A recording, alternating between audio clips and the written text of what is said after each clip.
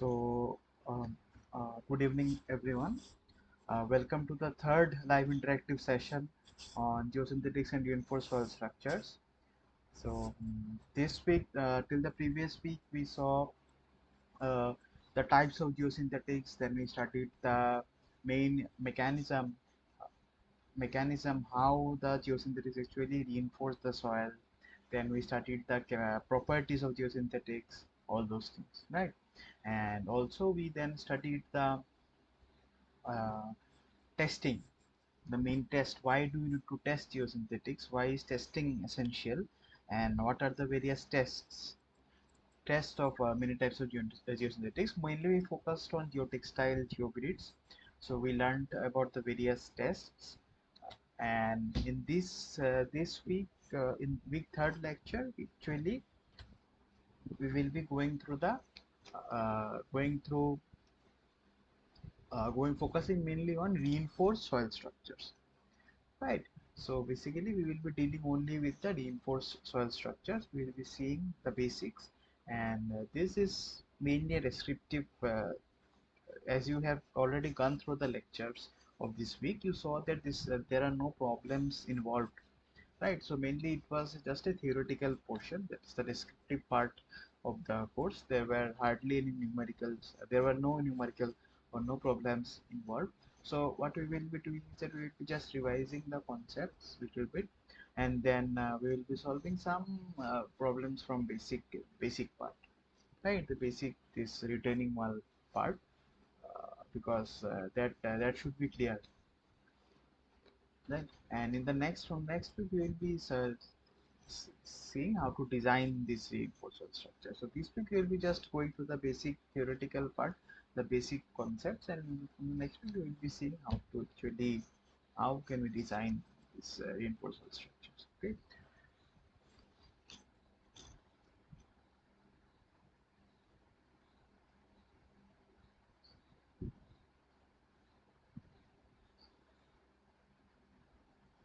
Okay. So before we start, I wish all of you a very happy Independence Day. So as we all know, today is the 77th Independence Day we are celebrating. So wishing all of you a very happy 77th Independence Day.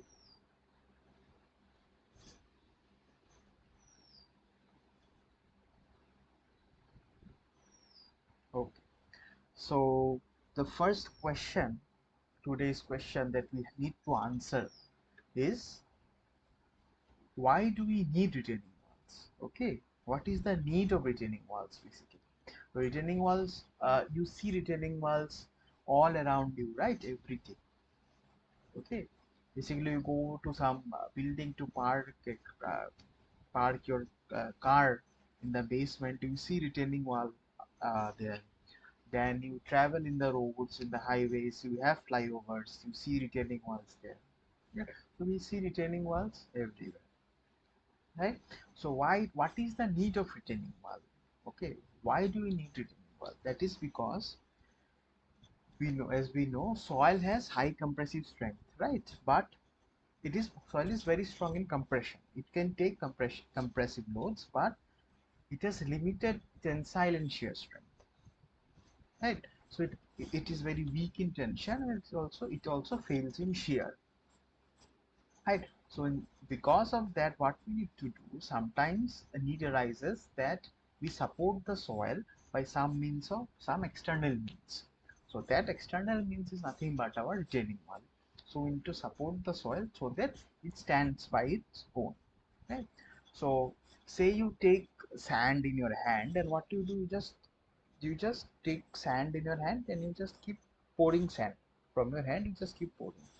So what will happen? The soil will form a heap like that, right? Soil will form a heap like that on the ground. So this angle which actually the soil forms, this angle is actually nothing but the angle of repose. So this angle, there is certain angle, that angle depends on the strength of the soil, right? And the strength of the soil means the friction of the angle of the soil. So higher the friction angle of the soil, the steeper the angle the soil can make, But what if we want to make the soil stand like this? Okay, so like this side, completely vertical entity. Then is it possible? So by naturally it isn't possible, right? So what we do, we construct a retaining wall so that the soil, we can support the soil, and the soil can actually stand, right? So we have put some lateral support on the soil, and due to that lateral support, what happens, the soil stands by its own. Now obviously, if we are providing some support here and the soil, so the tendency of the soil is to flow, is to take it stable, this one, right, stable configuration, that is it tends to form like this, right, it tends to flow. So what will happen in that case, just what will happen, the soil will actually put some pressure on the wall, right? So that pressure, and that is nothing but the active earth pressure, right? So the soil will be putting some active earth pressure, and due to that pressure, there will be tendency for the for the retaining wall to displace from its position. So we need to design the retaining wall such that this retaining wall can actually resist that particular active earth pressure, okay, and all the other external forces that are acting on it, okay. So why do we need retaining wall? So to support the soil laterally, okay, as soil is weak in tension and shear. Okay, now next comes the types of retaining walls, right? So what is this first one? What is this? Which retaining wall is this one? Which type of retaining wall is this one? Can you identify which type of retaining wall is this one? Gravity return. Yes, gravity retaining wall, right? It is gravity retaining wall. So in gravity retaining wall, what happens is that maybe the weight of the structure, right? The weight of the wall, that is what that resists the active thrust or the other whatever forces that are coming. Okay, that is the weight of the wall, and generally it is made up of this plain concrete only. Okay, this is a huge structure. What we do, it is made up of generally made up of plain concrete. Okay, so that is the gravity retaining wall. And then what is the second retaining wall? Which one is that? See, second and third both. What are these? It is RCC returning. What? RCC returning. Yeah, RCC, that is cantilever retaining wall, right? Yeah, Separate things. Yeah, yeah, RCC cantilever retaining wall. Okay, RCC cantilever retaining wall. So here you can see the stem is actually much slender, much thinner, not that thick, right? So because it is RCC, we are using reinforcement so that it is strong in tension and bending, right? And here you can see that the at the top what happens, the top, see, in a cantilever, this at the top, at the free end, this moment demand is less, right? Moment demand is lesser, so here we have this cross section is thinner, and as we go down, it becomes, the stem becomes thicker, okay. So this is because this is known as the stem, and this is nothing but the base of the retaining wall, the foundation of the retaining wall.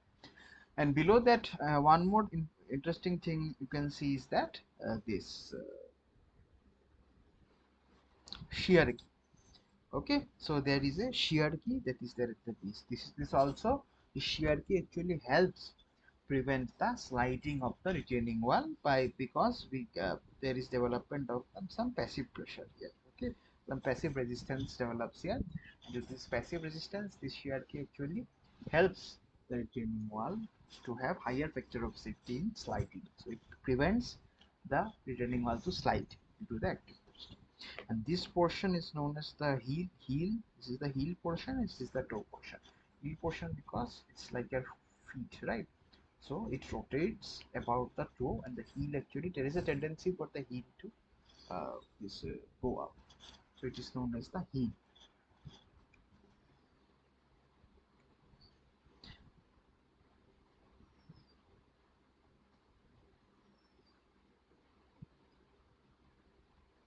Okay. Then we see some more retaining walls. So this is the counterfort retaining wall, and this is the buttress retaining wall. So in both of them, you can see there are some counterforts or buttresses. So these two are almost similar. So in counterfort retaining wall, what is done is that these counterforts are actually given on the side of the backfill, and buttress means these buttresses are actually given on the other side. So this side we have the backfill, and this side is buttresses are given. Okay, so these are the counterfort and the this buttressed walls. Okay, buttressed walls. And can you identify this structure here? What is the structure here shown here?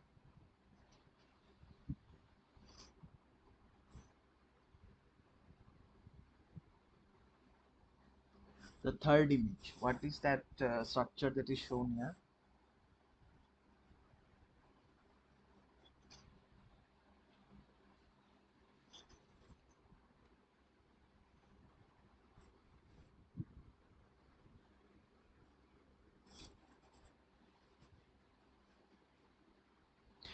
This structure is also kind of retaining structure, right? So here you can see that the soil level is almost up to here, and inside you can see an excavation has been made. So the soil there is no soil inside, right? Inside also see the excavation is in ongoing. Yeah, from here also soil is being excavated out. Now outside you can see the soil is there up to almost the top level, almost, right? And inside there is some excavation that has been done. This structure, whatever you see here, this structure is widely used mainly in offshore construction, like for constructing this bridge piers and all. Okay, river bridges, and those sea bridge piers and all. So these structures are used regularly there. So can you identify that? What is it? So that is actually sheet pile. Okay, so here you can see the sheet piles. These are the sheet piles. This all these are the sheet piles, and what you do, you have to drill that into the soil. Right? There are some tools available which you drive the sheet pile into the soil, and there is some interlocking between these sheets.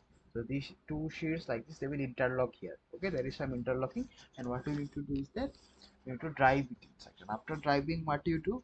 You just excavate the soil from inside. So here what you can do is that say outside there is water.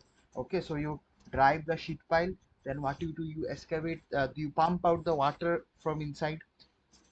Okay, you drive the sheet pile, you pump out the water from inside, and then what you can do, you get a dry environment inside the sheet pile, and there you can start your construction of the foundation. Okay, whatever. If you're constructing as a fire, bridge fire or something, you can do that. You can do piling or whatever you want. Okay, pile cap, and above that you can make a this bridge fire, whatever. So you get a dry environment inside. So this is very fast construction method, right? So just you need to drill the sheet pile, and so it will just form a wall. And one more thing is that if you see here, you can see this brace. So these are actually a braced sheet pile wall. Okay, so some bracings are actually given. So so that this sheet pile actually gets more strength. Okay, okay. So soil is pushing from outside. Okay, so to prevent it from collapsing, some bracing is also. So you will see one more type of sheet pile bracing in the next slide. Yeah. So this one This one you can see sheet piles you can see again here. So here you can see sheet piles. These are sheet piles. They are in one line. They are arranged and these are anchored at the back. Okay, these are one more type how we can install sheet piles. So to give more strength to the sheet pile so that it does not fall out, what is done is that some anchors are actually there are some anchors that are given so that there is some special resistance due to which this sheet pile gets more strength. All right. Then in this second image is also for sheet pile. So you see these are the sheet piles that are placed this way, and these structures at the center, these are nothing but the braces. Okay, braced. So you can see these are the sheet piles here, and with the help of the struts, okay, these struts, what we are doing is that we are bracing the sheet pile. So what we can do is we can mm, start this drilling. Okay, so what you can do, you can put, first of all you can put the sheet pile up to this height, say. Okay, then what you will do, you will brace it, then again you will dig up deeper, then you will again brace it. So like this you can go down, top down approach. If you want to follow, you can do that. All right.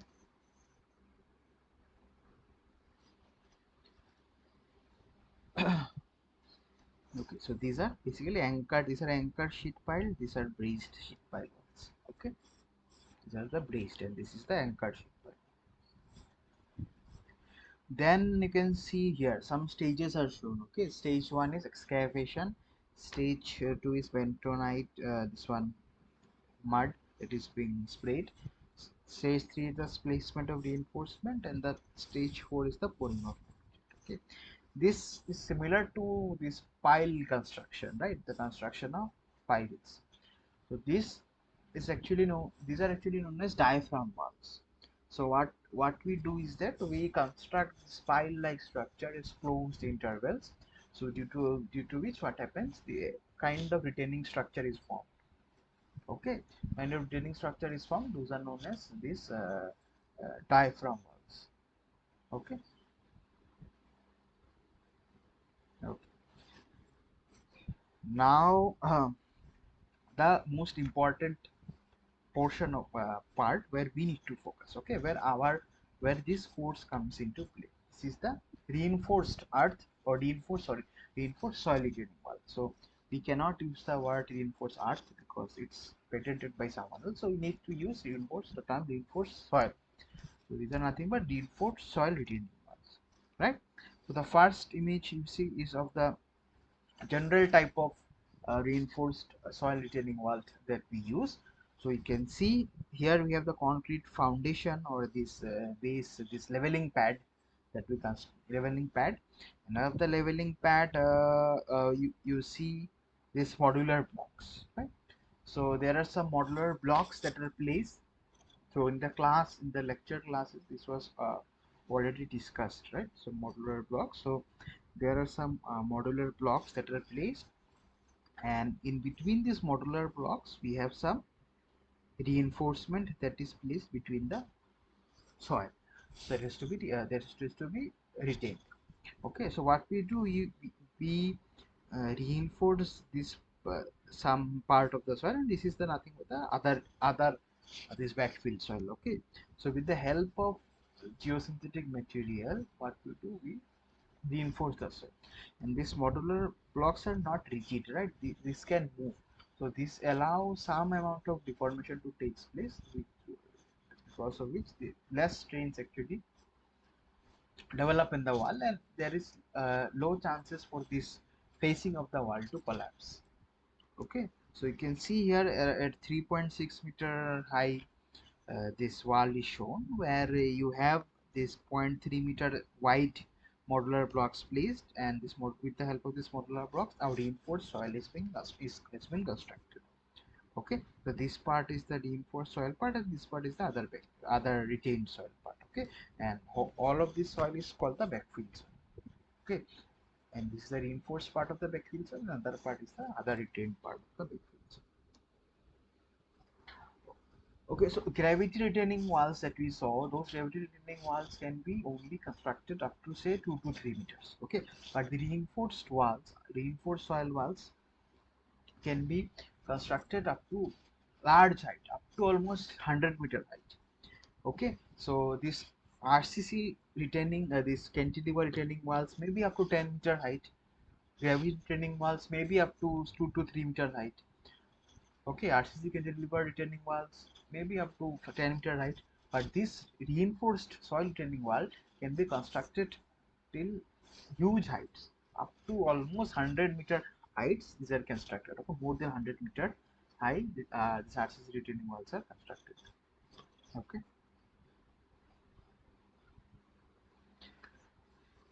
okay. So here, here you can see this nailed. Okay, the nailed portion, nailed walls that are shown here. Okay, so this walls, this there is nails. Okay, nails are steel reinforcement or reinforced. These nails are used to actually reinforce the soil. Okay, this is the machine that is actually used to drill the nails. Okay, after, see, first what we do, first we drill the hole, then we insert the nails, and then we fill that hole with the cement grout.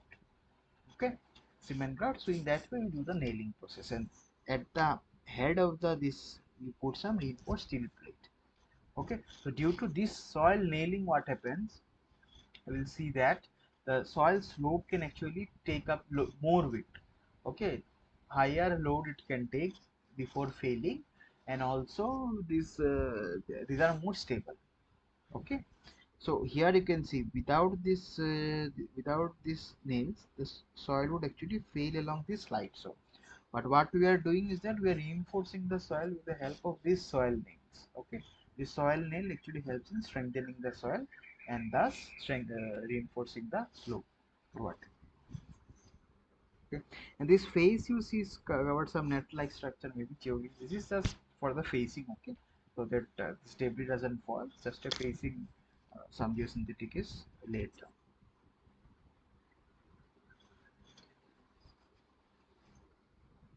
Okay, so these were the initial this this type of this retaining wall, reinforced retaining wall, that were actually constructed. Okay, initial reinforced retaining walls that were constructed. Here you can see some precast concrete blocks at the front, and then we use some tie anchors to tie that at the back of the soil.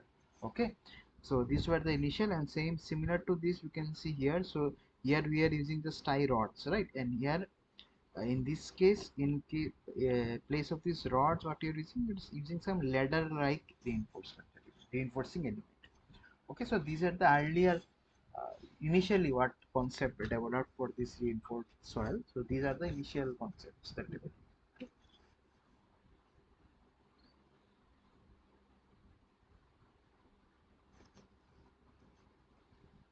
Okay, so let us just watch this video a little.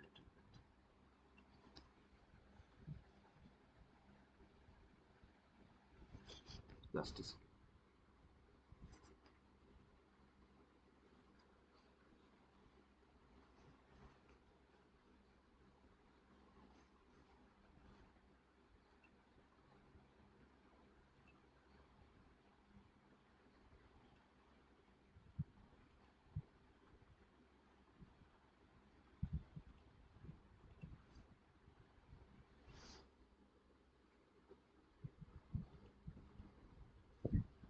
Let's just watch this.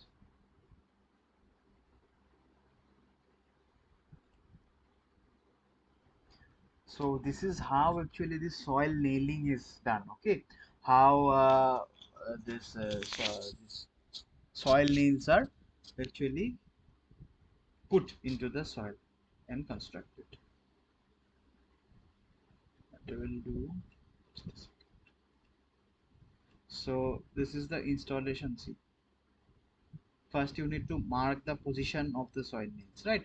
So first what you do, we mark the position of the soil nail, then these holes are drilled with the help of drilling rods. So drilling rods, what you can do, if you have seen SPT these rods, right? Drilling rods are similar to these SPT rods, SPT test. If you have seen SPT test rods, so these drilling rods are similar to these SPT test rods.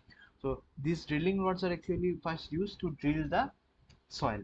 Okay, first what we do, we use this machine to, and the drilling rods. We can put extensions in front of these drilling rods, and what we do is that we drill the soil. Okay, so here you can see this drilling is, it's not visible clearly, but see, drilling is done, and what we do, you use air to flush out the soil from that hole. And see, this is the drilling that is going on. See, these are the pipes or the drilling rods that are used, similar to the SPT. Those are used for to drill. Okay, then what we do after drilling, we put the reinforcement or the nails, soil nails inside the this. We put the soil nails inside these drilled holes. Okay, see, this you see here, this is a this soil nail. Okay, this reinforcement, this thin rod like thing, you see, that is nothing but this. So what they are doing is that they will carry that. So they see, they are carrying it, carrying the rod, and they will just put that inside their drill hole.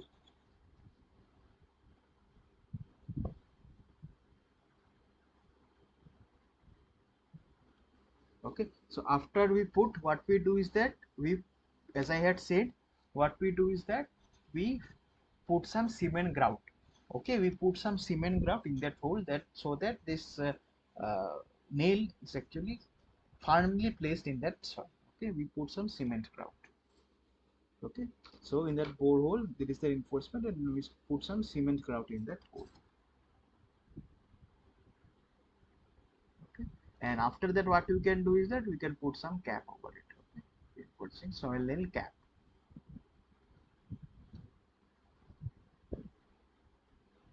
So you can see this is the end product. Okay, slope. Here later I think they have shown. Okay, now let us see this one. This is very this interesting. So first you see what? So this is a soil slope, right? You can try this at your home also. Okay, so this is a very easy experiment that we all can do, right? So it's very easy experiment. So at our home also, just we need some weight, some load, so I say this container and some soil, and to reinforce we need some long toothpick kind of thing. Okay, so just see, so what we are doing, so there is a slope here, soil slope, and what we are doing is that we are putting this load over it. Okay, putting some load over it. So we keep on increasing the load. So what will happen, at point will come, we will see this soil actually starts on deforming, or the slopes continues to fail. Okay, so they are putting the load, putting the load. Okay, so they increasing the load, keep on increasing the load. So see, now see, it has started to fail. Okay, so at when the load reaches, in their case, when the load reaches around 26 kilograms, what happens, it starts to fail. So again they've increased. Now see continuous deformation of the, so see, it just fails, right? The soil slope cannot take the this load anymore. Now what we will do is that we will reinforce this slope. Okay, see, you can do easily, you can do this at home. What you do, you just use some long stick, thin stick, long toothpick kind of thing, whatever. Okay, very thin sticks you can use to reinforce the soil. Okay, just put it like this, we put it like this, and what we are doing is that we are reinforcing the soil. Okay, so like this you can put the sticks, and now again we keep on loading.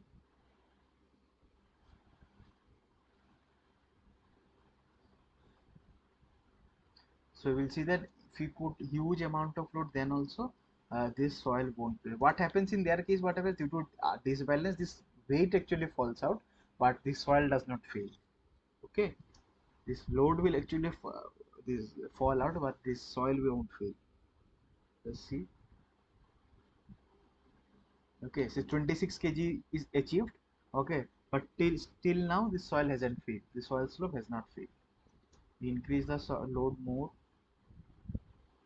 increasing the load more, but still now you can see the soil slope has not moved by 1 centimeter also. Okay, it has not even moved 1 centimeter even. It's so firmly it is holding up.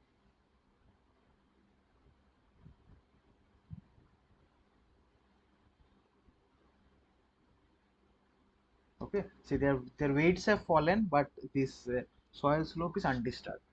Okay, due to this balance, these weights actually fall down, but with this stack, right? But this there is no movement of this soil slope, not even little bit movement of the soil slope. So now I think you can visualize how this soil nails or reinforcement actually helps to hold the soil in place. Okay, to reinforces the soil. Okay, so this is a very interesting and easy experiment that we can always do at our homes also. All right.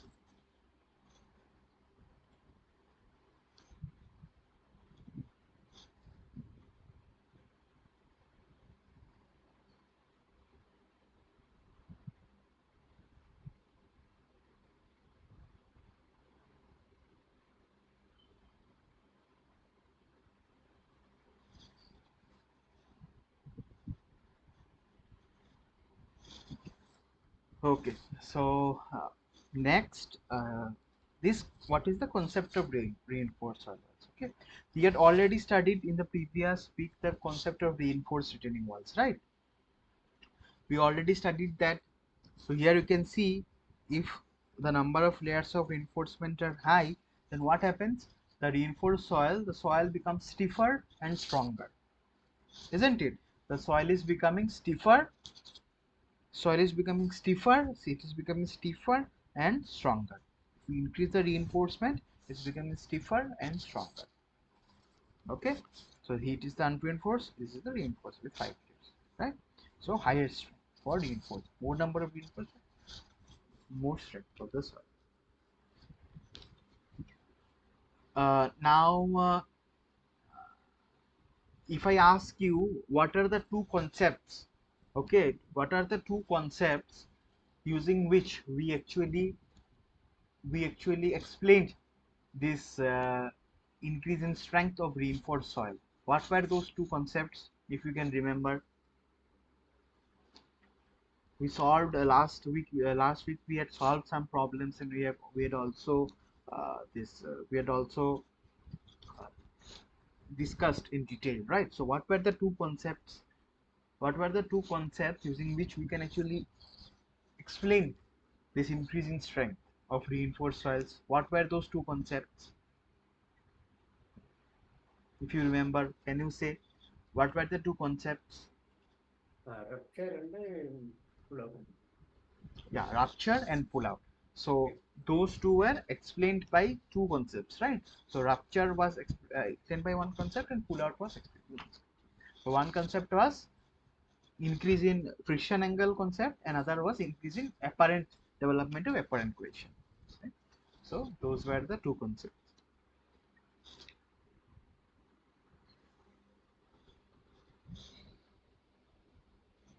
Okay, then here we see some types of who was the this who was the first person who actually developed the concept of reinforced soil wall or earth wall?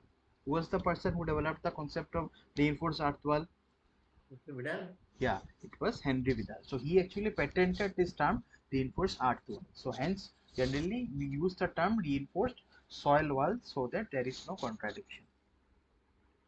Right. So next you can see here some types of wall facings, right? So here we have full height panel, we have segmented panel wall, we have modular blocks and the geotextile wrapped, okay, wrap around. So this first is the full height panel wall means what? Means this whole panel is actually constructed, casted at some place and then taken to the site as a whole unit. So it is very heavy and uh, very heavy also, and this transportation is also quite difficult in that case, right? And the main disadvantage is that it is a whole, it is a one unit, right? So it doesn't allow any movement, so it is very stiff structure. So what? So whereas this segmented panel wall will see, these are made up of certain smaller segments. So these smaller segmented walls, these are easier to construct because easier to place, and there it allows some movement of this between these panels.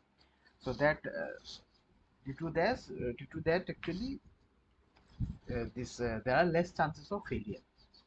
And then again, the third thing we see is the modular block wall. We already discussed it. Modular block walls. These are some small brick-like blocks, heavy blocks, obviously much larger than bricks. So we just keep on placing them one over another, and we place the geosynthetic layer between the soil and between these layers, and in that way we construct this wall. And the third is the geotextile wrapped retaining wall. This is nothing but we just wrap around this retaining wall and keep on wrapping it. Okay, put the soil, wrap it, put the soil, wrap it. But the main disadvantage of this is that as what happens if some miscreants come and just cut this damage this geotextile or geosynthetic, whatever geosynthetic we have used. So they can easily damage it from outside, right? They can cut it, they can burn it, whatever they can do. They can pull this out. It's will try to pull it out. So many things can happen. So in that way, it will be a huge, it will be risky, right? So the reinforced soil wall may fail if you damage the reinforcement. So in that case, what we do, we actually don't leave the wall like that. We put some face, facing blocks at the front. Okay, so as we discussed, this reinforced earth wall was actually earth concept was actually given by Henry Vidal in 1963, and after that gradually all around the world in abroad as well as in India, this concept started growing. So 1960 means around, I mean not that much here. Okay, so in just in 2006 the first geogrid was actually manufactured in India. So you can see that in India this manufacturing of geosynthetic is not that old concept, just 15 16 years, 16 17 years old. Okay.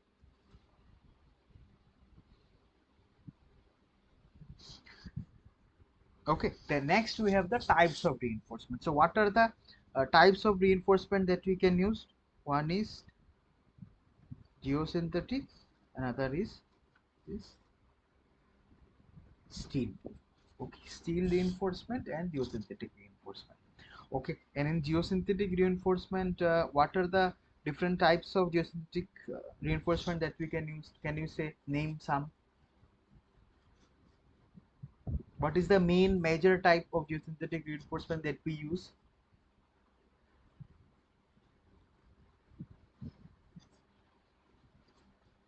What is the major type of geosynthetic reinforcement? Polyethylene, Huh? that polyethylene, No, no, not the material. I'm just asking the types, main broad area of geosynthetic.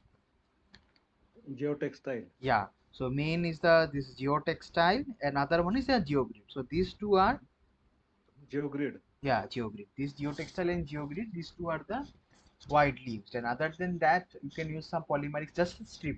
So this polymer, this strip of this polymer material, the strips you can use. Okay, and then we have the steel reinforcement. Okay, then steel reinforcement also you can use steel strips. Okay, so steel strips you can use, and steel meshes you can use.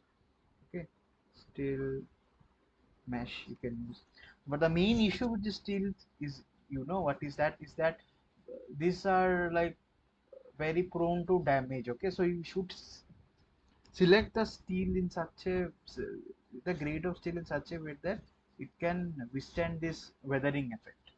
Okay, if water goes inside, it will get corroded easily, and due to this corrosion, what will happen is it will become weakened, right? So all those things we have to consider while designing.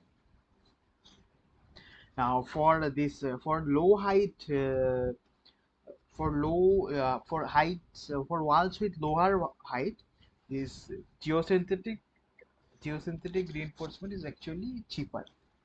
Okay, and if the height is actually quite high of the retaining wall, then both actually give almost the same cost. Okay.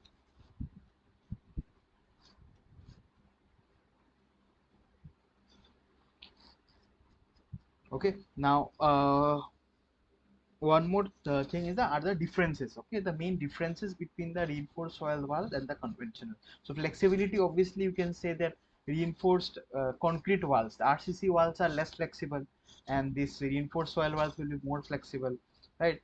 Then settlement, see this reinforced reinforced soil walls can have some slack, have some this what to say, scope of settlement, right? But this what will happen as these RCC walls are not flexible, they won't allow much settlements. Okay, this maximum height, so you can reach only up to say 10 meter with RCC retaining walls, but with reinforced soil walls you can reach almost up to 100 meters height. Okay, so construction reinforced soil walls, it's easier construction. Okay, even unskilled labor you can use for that. Pace of construction is also very faster in case of reinforced soil walls, so it depends on mainly on the backfill soil that you can bring. Okay, the speed of at which you can bring the backfill soil and compact it, that is directly proportional to the speed of construction.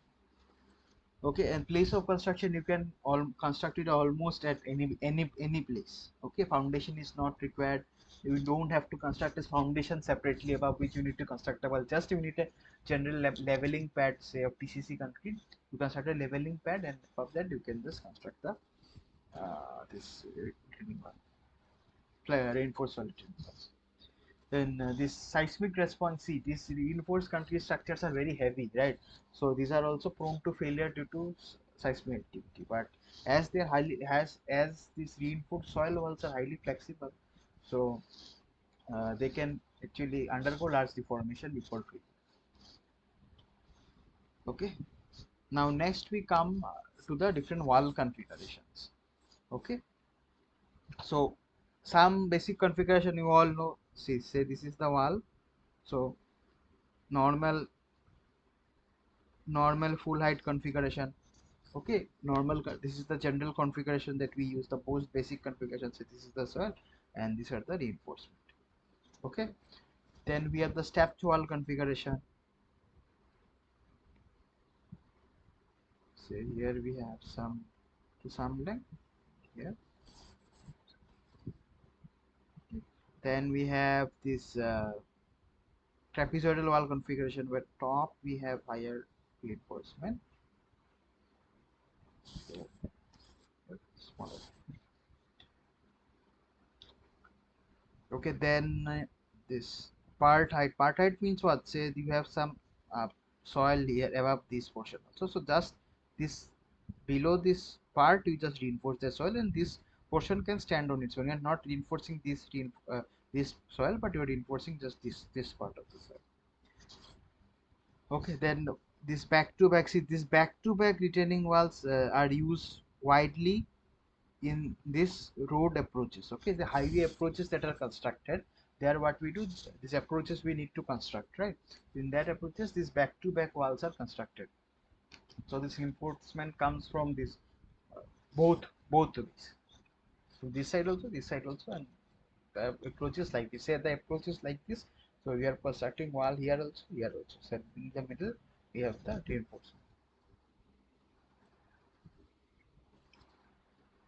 Then apart from then we have tired walls, bridge up for, and also for these walls for bridge apartments. Okay.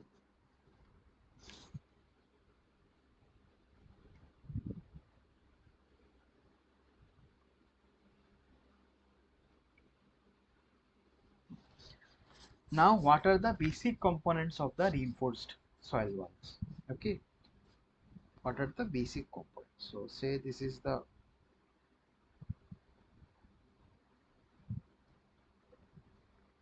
so this is the facing blocks, right? Then you have the soil. This soil is divided into two parts. This is the reinforced soil, and this is the normal backfill soil. Okay. This is the reinforcement that you are using. So this is the reinforcement. These are the reinforcement.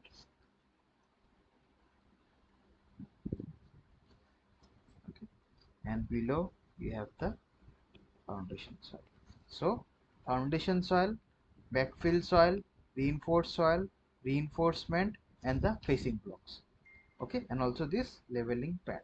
So these are the main basic components of the soil retaining walls. Okay, reinforced soil retaining.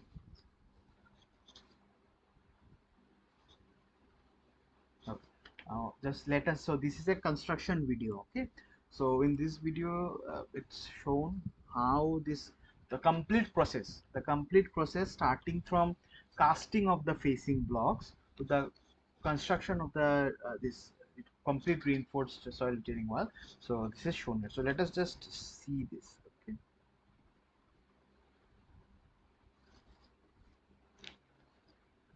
let us see this, and I will explain it to you step by step.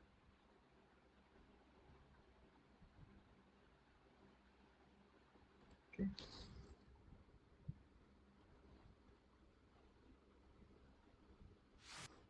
So this company Strata is a very popular company. So they manufacture this geosynthetic materials.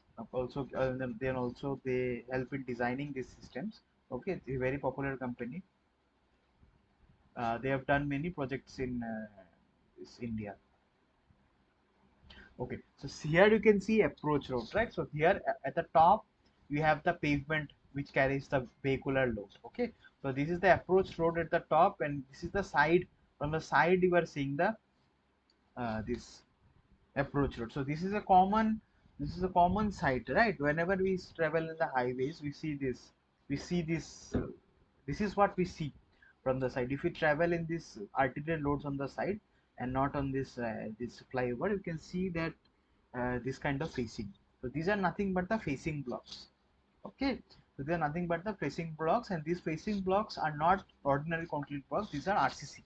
Okay, so these are made up of RCC blocks. So at the base, what we do, we put some leveling pad and we start putting this uh, with the help of the crane. What we do, we place this uh, these facing blocks. Okay, and behind the placing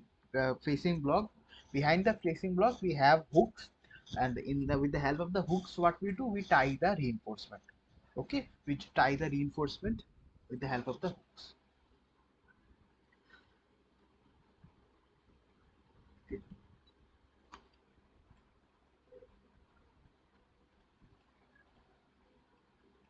this. Okay, this is what they are showing. This is showing this what they are showing here is that this construction of this facing block. Okay, the construction of the facing block they are showing. So this is the reinforcement of the facing block. Okay, so normal reinforcement, nominal reinforcement is provided, right? And here they are spacing some spacers. Obviously we need to put some spacers, right? So same way this slabs and a normal construction. Okay, these spacers they are placed, and this is the mold. Okay, so there is some mold. So first we clean the mold. This is the mold using which these facing blocks are constructed. All right, this is the mold. So we place the reinforcement into the mold. You can see the reinforcement is at the center. Okay, with the help of these spacers, what we do, we have given some cap at the top and bottom. We need to give some clear cover, right? So with the spacers we maintain the clear cover, and we have put the reinforcement inside this mold. And then what we do, we just cast it. Okay, you put the concrete, you then vibrate it with the help of some this needle vibrators or something, and we compact the concrete, and what happens, this facing blocks are formed. Okay, then these are the hooks. Okay, these are the hooks or the connectors that are constructed while casting the facing blocks. So these connectors are also very important because we need to tie the reinforcement somewhere, right?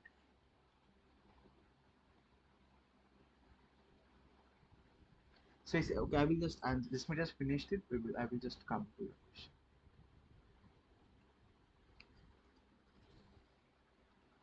Okay, so we just here we are just providing these connectors. All right,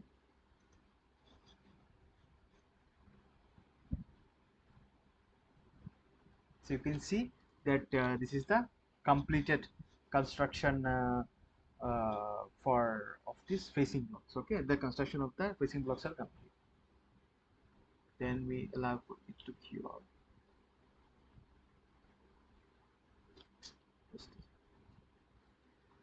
Now, okay.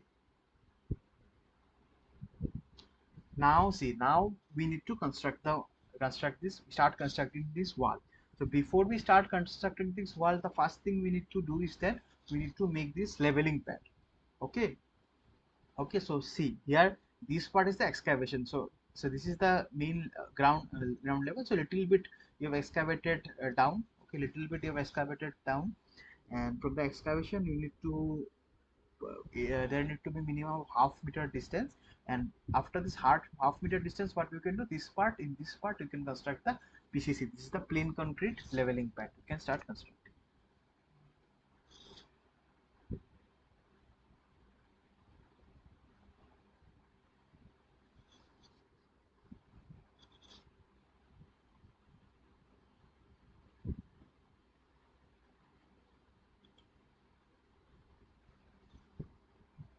Okay, see, just this is the formation of the leveling pad.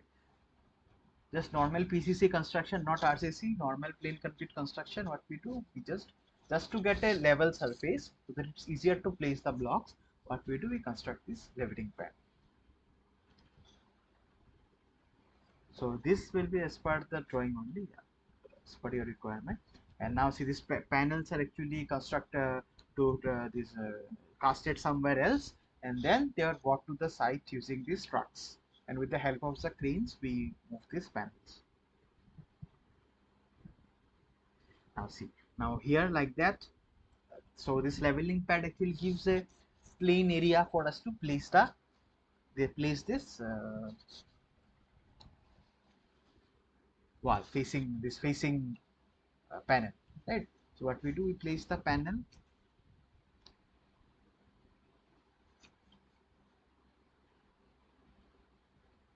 Okay, like that we place the panel first row.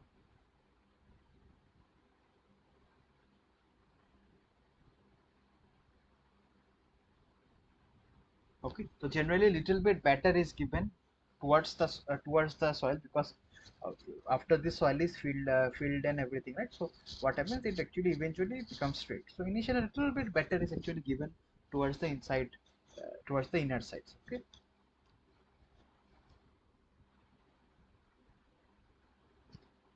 Okay, and these wooden clamps like these wooden clamps are actually used to hold the panels in upright position. So these are actually fixed like that, and you can see here in the images that were shown by Professor Rajagopal during the classes also, you would have seen this kind of wooden this type of clamps, right? So these clamps are actually used to hold this uh, these panels in position. Okay, now what we do is that we put some this non-woven kind of geotextile, we glue. Okay, we fix this non-woven kind of geotextile in the joints. Okay, we glue them. So this is done because so that the soil actually does not come out of the gaps between the joints. So when you place these panels, what happens, there is a slight gap between them.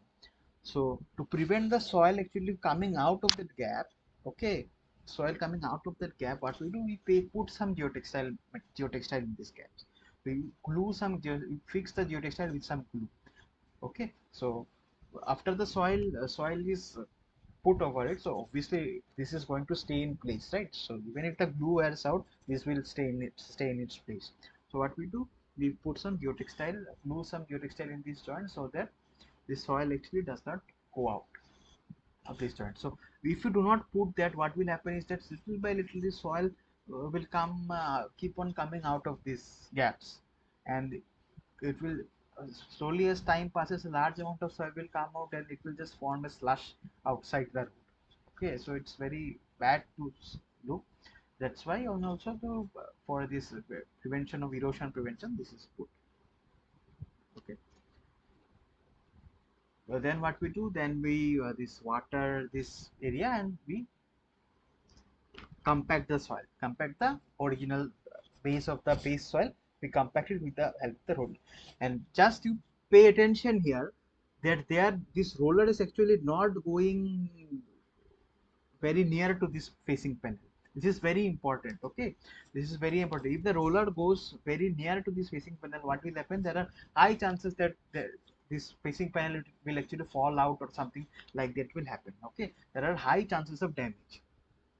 So what is done is that this a safe distance is actually being has to be marked till which the roller can actually move, and in the remaining distance these hand vibrators or hand compactors actually are used. Smaller hand compactors are used. Okay, see, the smaller compactors are used to compact the soil that is near to these facing walls. Okay, so never ever this roller should be used. Roller should be used near to these facing walls. Okay, okay, and main one more thing is that if you see, if you notice here, these rollers are actually moving in this longitudinal direction, right? Are moving in this longitudinal direction and not in this direction. This is also one more important thing that we need to follow. This roller is actually moving, this roller is actually moving in longitudinal direction and not in the this in this lateral direction. In this direction it is moving in this longitudinal direction. What will happen if we move in this lateral direction? The compactive force will be so high that these panels will actually fall out. Okay, with the pressure of this compaction, what will happen? This will fall out. So it's very essential that this roller is actually moved in the longitudinal direction and not in this other transverse direction. Okay,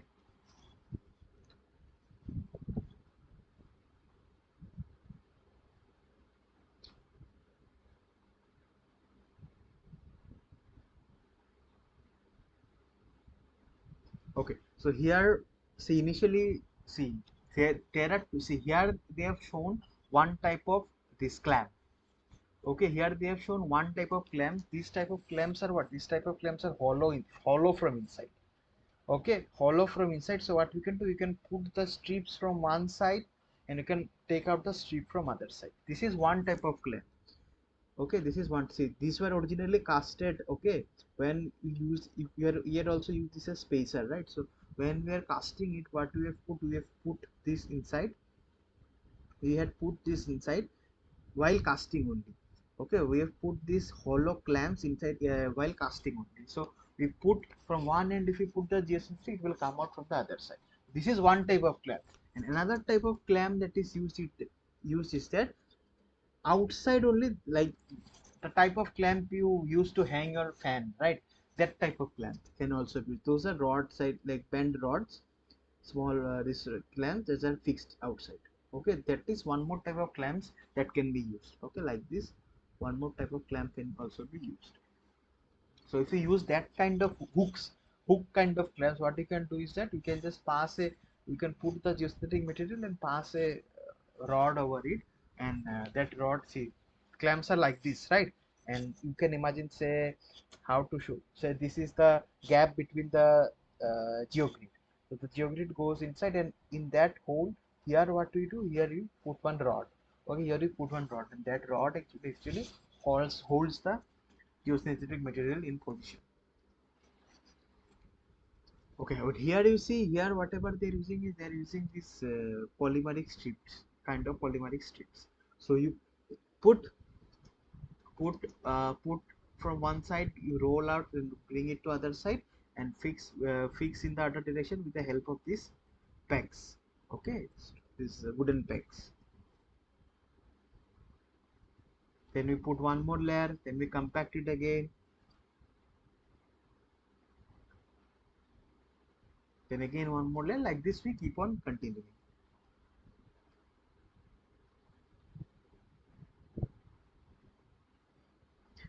Okay, and these are some pads, these are some elastomeric pads that are actually used between these facing blocks. Okay, to just to place these facing blocks, these are used at the interface of the facing blocks. Okay, we place these elastomeric pads, and above that we put the facing. Okay, same process. We clamp it, put wooden clamps first just to hold that in position, and then we paste this geotextile here. Same process is just repeated again and again.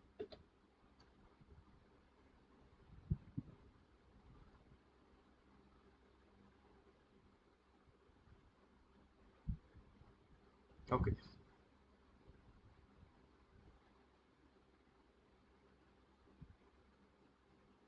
This is one more thing. What they have done is that they have placed a geocomposite.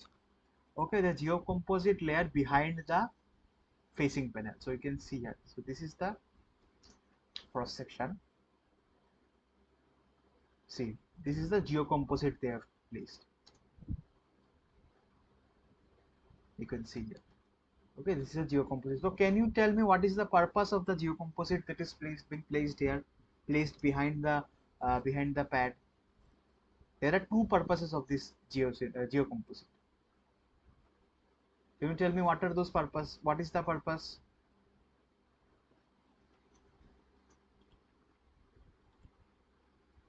Yeah, what? Yeah, one is drainage, and what is the other? Yeah, correct, correct. Yes, correct. One is drainage, another one is filtration. Okay, if you see that geocomposite, it is nothing but inside they have put one geonet, and on the front and back they have put some geotextile. So the geotextile will act as a filter material that won't allow the soil to pass through it and only the water to pass through it, and the geonet will aid in drainage of the water. Okay.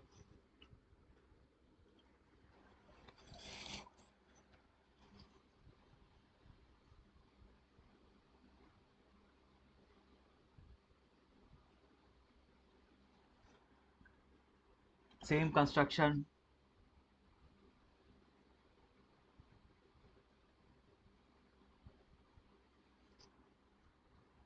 Okay, so this is the final view. Done. Then top, what we do, this at the top we put one coping beam because we need to put the crash barrier also, right? This coping beam is placed and the other things are casted, the crash barrier and the pavement is. Okay, so this is how a complete reinforced earth wall is constructed. Okay, now I hope that is clear, right? So very interesting also to see. What is the question?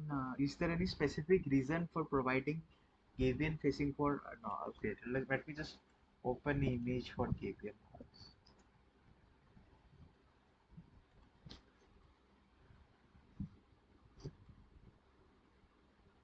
See, yeah, this seems to be. So the yeah. So the main basic, see, there is no such basic part. The main reason these gabions are provided because that is natural, right? This these rocks are naturally available in a place where these rocks are naturally available. These gabion facings are much more economical. Okay, that is aesthetic purposes. One is aesthetic purposes. One is second more important purpose is that it stops erosion. How it stops erosion? See, it allows drainage water to pass through it. Okay, naturally what will happen, water will be able to pass through it, but the soil which is being retained, that won't be able to pass through it. Okay, the water is able to pass through it, but the soil will be retained behind, so it will act as a filter and a drainage material. Okay, so first is because it is naturally available, right? It is naturally available in the, even if it's available in the site, then well and good, because it's naturally available substance. Also it gives a good aesthetic view. Naturally it gives a good aesthetic view. Thirdly, it has good drainage and filtration property, and that is why these gabions are used. Okay, the only demerit is that maybe if we have to bring this game thing from large distance, we means large these are heavy material, right? So you need to bring, and you might be able to, there might be need to break this or crush it to, if the stone is very large, then you have to crush it to smaller size and shape. So that is all. So generally these are used for the Gabion walls are used for that reason only. Okay, aesthetic purposes, naturally available, good drainage, so stops erosion of the soil. Okay, that is why these Gabions are actually used. Okay, yeah, leveling pad material, yes, leveling pad material is PCC.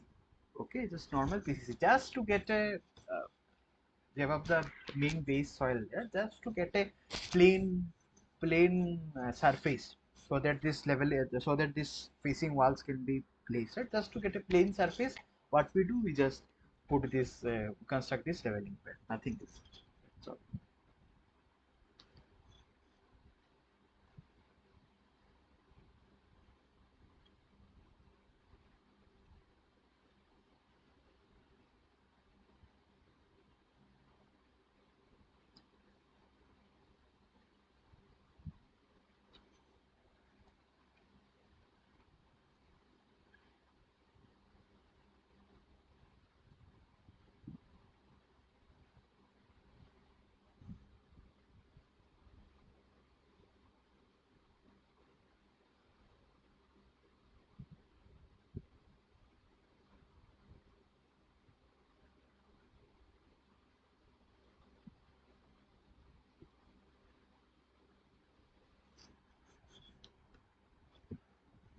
okay,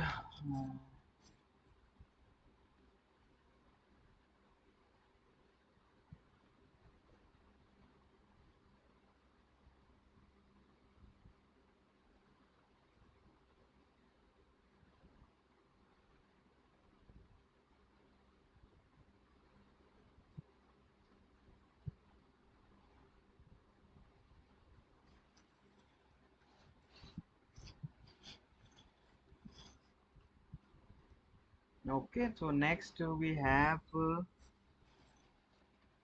just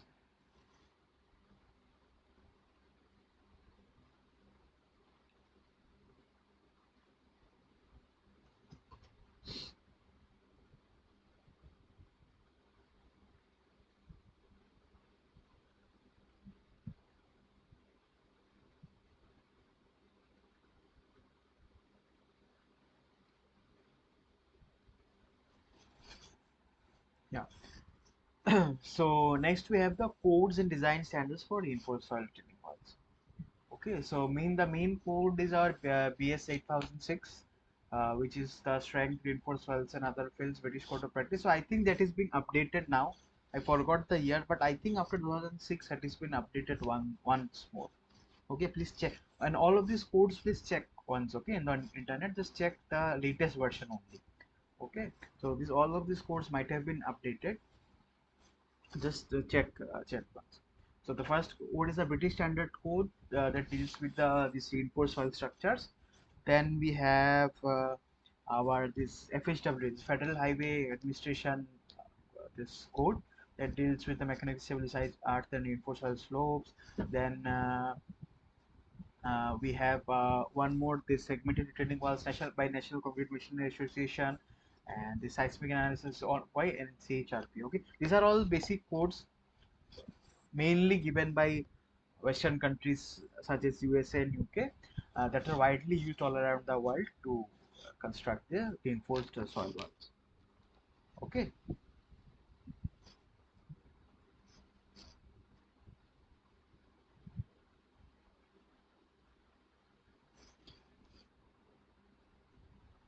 Okay.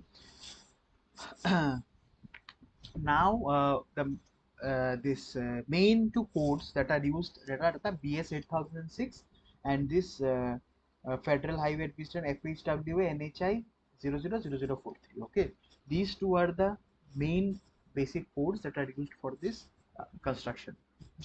All right, so let us see the differences. So first is the BS 8006 and the other one is our NHI 0000.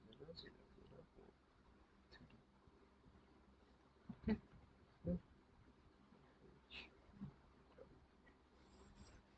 So this BS 8006 is based on our limit state method.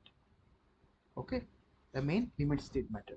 and this FHWA is based on the lumped factor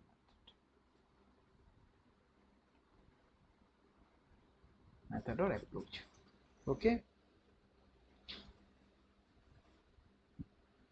Okay. The BS 8006 actually covers everything, starting from this reinforcement, polymeric reinforcement, such as this geotextile, geogrids, then the steel reinforcement, then reinforced walls, reinforced slopes, then anchored art, everything. This BS 8006 actually takes care. But this NHI actually does not comment on the anchored. Okay, the anchored reinforcement. Okay. So VH 8006 is more vast in that point of view. But this main difference is that the BS 8006 does not consider this seismic effect, but this considers the seismic effect. Okay.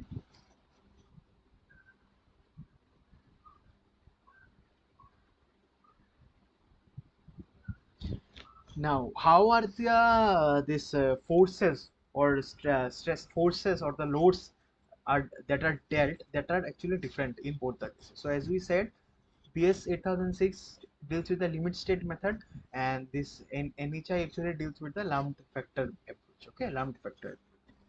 This BS 8006 doesn't check for the overturning and eccentricity. So generally, if you remember from your soil mechanics or this soil mechanics class, or this design where we you might have solved some problems regarding this design of retaining walls, or in the design for retaining walls. In that case, you might remember that you had done some checks for overturning and eccentricity, right? So that to comment whether the retaining wall is safe or not, you need to do this overturning and factor of safety, overturning and eccentricity check.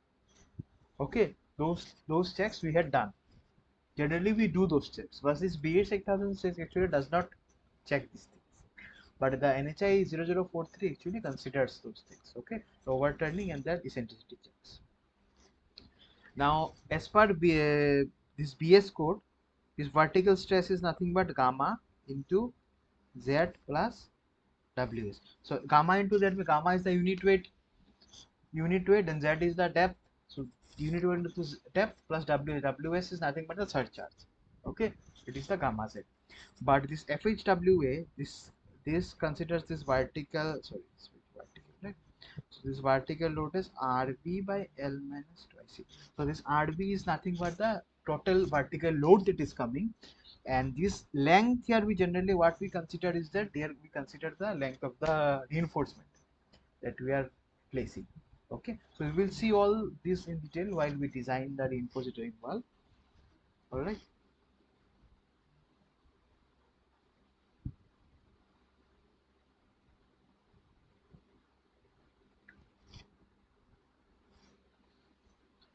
Okay, so apart from that, both of these codes suggest different criteria.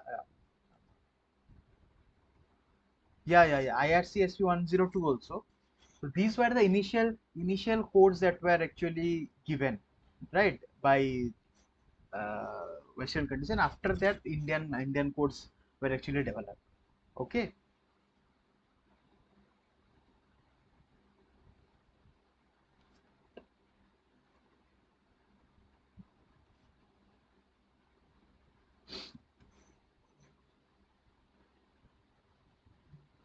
So in which year was IRCSP 102 was given? I don't think it's that old.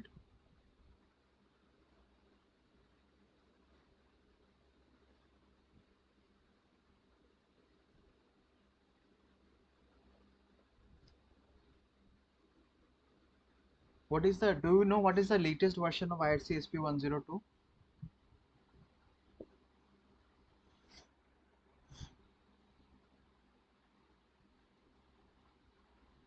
It is 2015, sir. 2015, right? Okay, okay.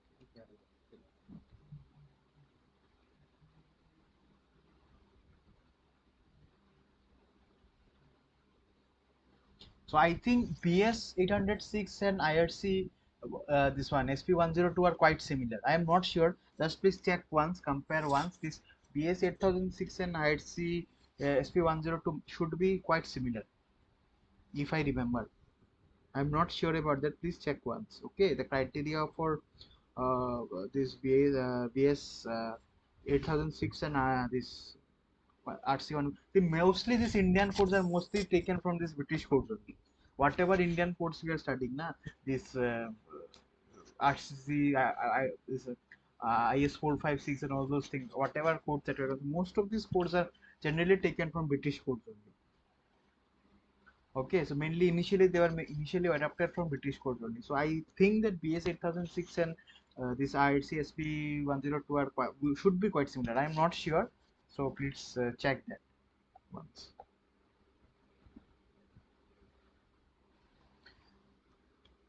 Okay, so yeah, so then also one more thing we need to consider is that this soil gradation requirements. So, soil gradation requirements for both these codes are actually quite almost they're quite similar. Okay, and all of them suggest the optimum amount of this number optimum size of quantity and size of soil particles that should be there in the backfill soil. So while construction of reinforced earth walls, that should be considered.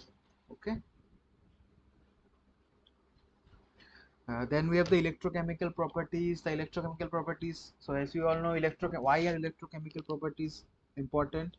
Electrochemical properties of the reinforcement of the soil is important because as when you are using this reinforcement on the soil, the chemicals present in the soil tend to react with the reinforcement. Okay, so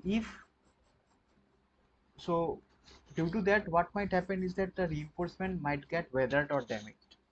So due to that damage, the say you do some design, okay, design, and you have constructed the soil, you are constructed the wall, and you are like, okay, my design is completely perfect, my wall won't fit, but you did not consider that the soil was highly acidic in nature or something like that. What will happen? The soil will actually soil is going to damage the reinforcement, and if the reinforcement gets damaged, okay, if the reinforcement starts getting damaged, it's going to the soil wall is going to get collapsed. So it is very important for us to consider the electrochemical properties of the soil also. Okay, the backfill soil also. So there are many. So the uh, so for us to use steel reinforcement, the electrochemical properties that we have to consider are more stringent. Okay, because steel, see, these polymers are less reactive. Okay, generally less reactive, and but this steel, as it is metal, it is more reactive. Okay, for that purpose, this criteria for electrochemical properties are more stringent when we use this steel reinforcement. Okay, and so you need to have follow this certain resistivity criteria, pH criteria, chloride content, sulfate content, organic content, and plasticity also. Okay, so all these things are important when we consider steel reinforcement. And when we use some polymeric reinforcement means any kind of geosynthetic, say geogrid or geotextile, whatever you use. In that case, we need to see that the pH, you need to consider that the soil pH is within the range, and also the plasticity index of the soil is within the range. That's all. Okay, so the criteria is more stringent when you are using steel reinforcement.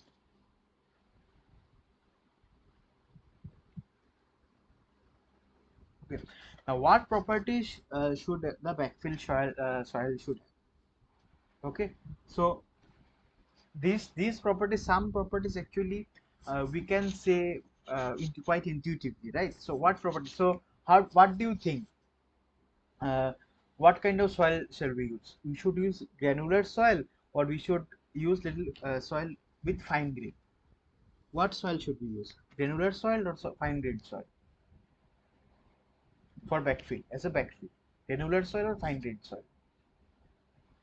Which soil should be more appropriate?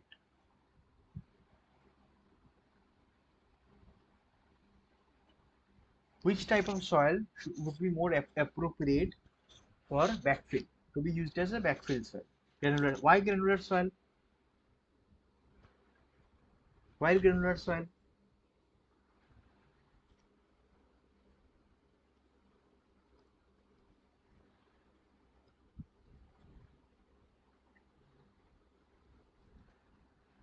Friction angle. How friction angle is this one? See, one friction angle. So there might be two explanation for friction angle. The one friction angle is the friction of the soil. Okay, the soil strength. So inherent strength of the soil is high. Okay, okay. So inherently, if higher friction angle, granular soil have higher friction angle. So the inherent the inherent strength of the soil is high. Okay, fine. And in what other way this friction angle actually influences the property, influences the behavior of the reinforced soil structure? One is the inherent strength of the, if high granular soils, that means high friction angle, that means inherent strength of the soil is high. Okay, what is the other way it's affecting?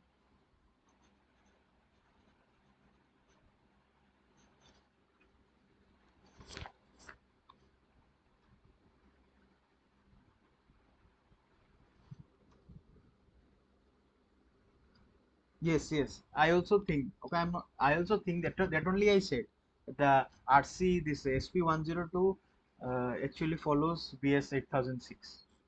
Okay, I also think that. I am not sure. Just check it once. Okay, I'm not sure. Just check it once.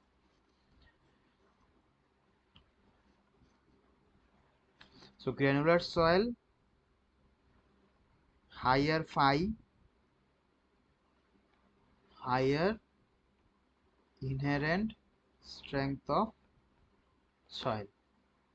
One more thing, higher phi, so higher delta means higher frictional strength mobilization between the uh, reinforcement and the soil.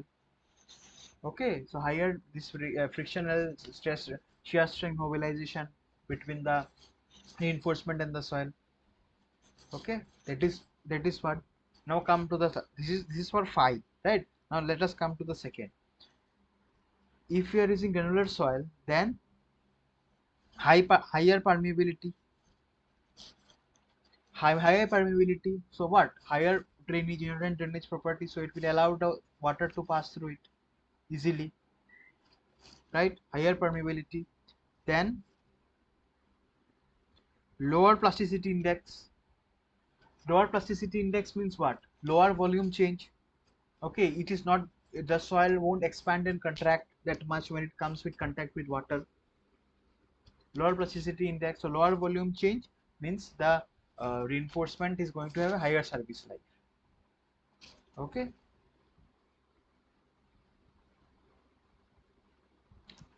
but this is not, there should not be the case that what you do, you bring highly angular blocks of large blocks of aggregates and you put that as backfill soil. You cannot do that. Okay, that's why there is also upper limit for that, because you cannot, why you cannot do that? If you put heavy big blocks of stone or rocks, a highly angular, maybe say highly angular, what will happen? That is just going to damage the reinforcement. Okay, that is going to damage the reinforcement. So for us to use a backfill soil, we have to avoid that. Okay, so there will be high installation damage, and in the long run also it's going to damage the reinforcement very fast. So you should not use soil with very large particles or highly angular particles. Okay, large particles. Okay,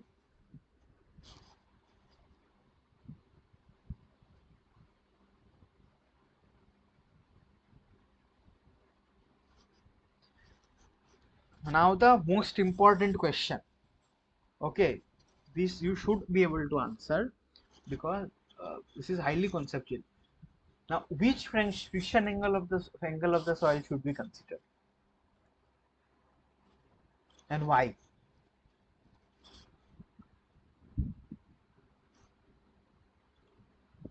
What did you send?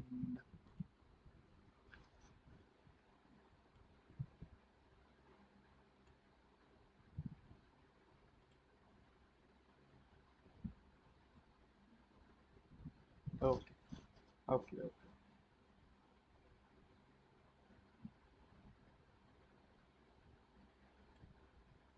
Okay.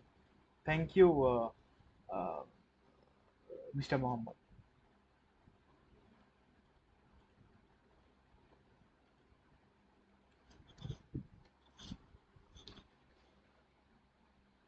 Okay. So, which friction angle of the soil should be considered and why? So, generally, what we do, generally, the soils are granular, right? Why? Yeah. Generally, the soils are granular. So, what we can do, you can use direct shear strength values. Okay. We can do direct shear strength test, direct shear test. We can get the values of phi. Now, which phi to actually use and why?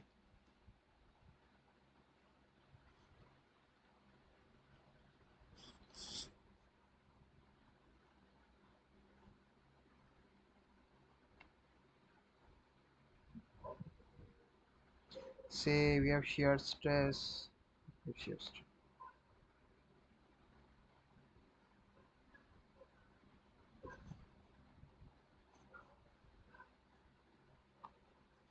Okay, this will be something like that.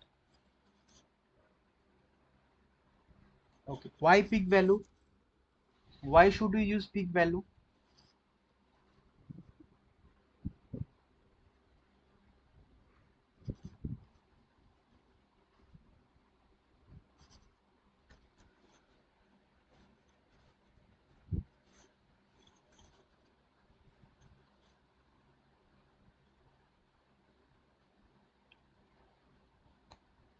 Why should we use peak value? And why and when? The question is why and when should we use peak value? When should we use peak value and when should we use this residual value for the constant value of volume? Why and when? You are first you said peak value. Okay, when should we use peak value and why? First is when should we use peak value? If you just turn on your mic and speak, there is no problem. Anyone can turn on their mic and speak anytime. When should we use the peak value and why? This is for direct shear test and say for uh,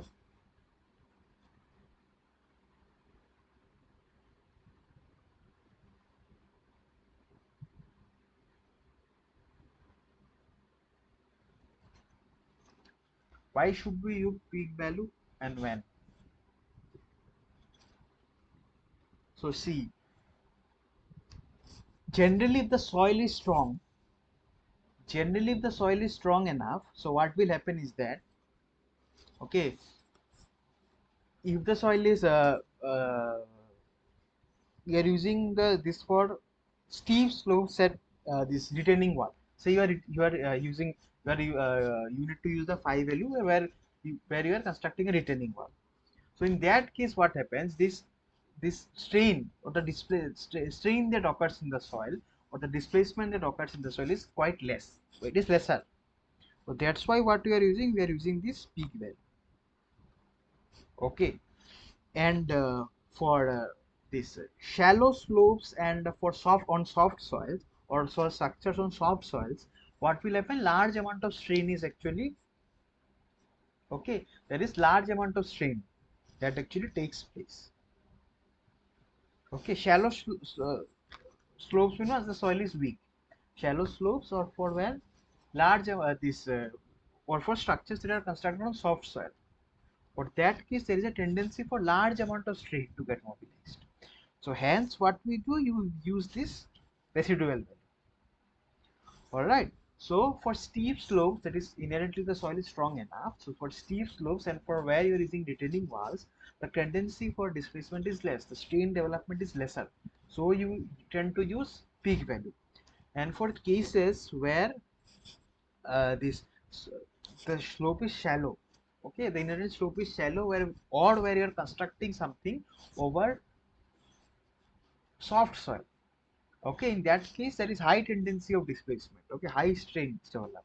In that case, what we do, we use this residual bed.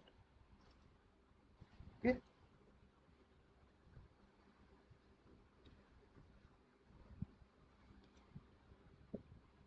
okay. Now next we have this earth pressure theories.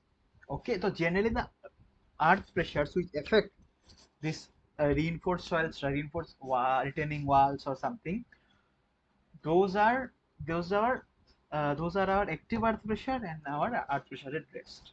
Okay, these are the two things that affect. Okay, so this active earth pressure actually develop to mobilize the active earth pressure. Very small strain is required, as you all should know from the basic soil mechanics. Very small strain is required to mobilize this active earth pressure. Okay,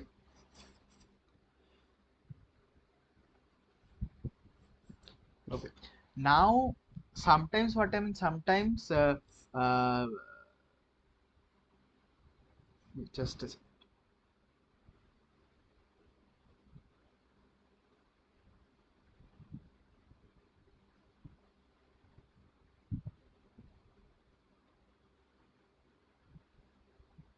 just a second. No?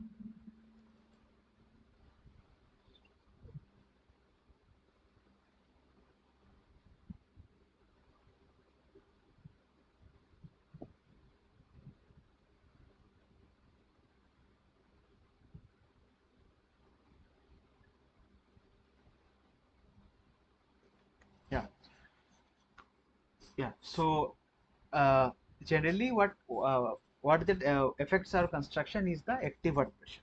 Okay, active or the earth pressure at rest. So generally in most of the cases what you take into consideration is the active earth pressure. Okay, and in some cases where this there is incremental construction, what happens is that the top may not deform as much as the center or the bottom of the retaining wall. In that case, what we do is that we use the active earth pressure at rest. Some portion we will use the active earth pressure at rest, and the other portion we will use the this active earth pressure.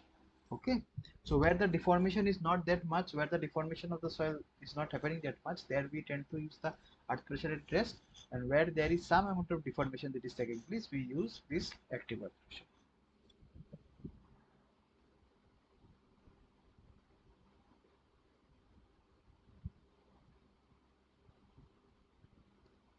Okay, now active earth pressure. So you know what is the active earth pressure coefficient? What is the for this one for relation between the active earth pressure coefficient and phi?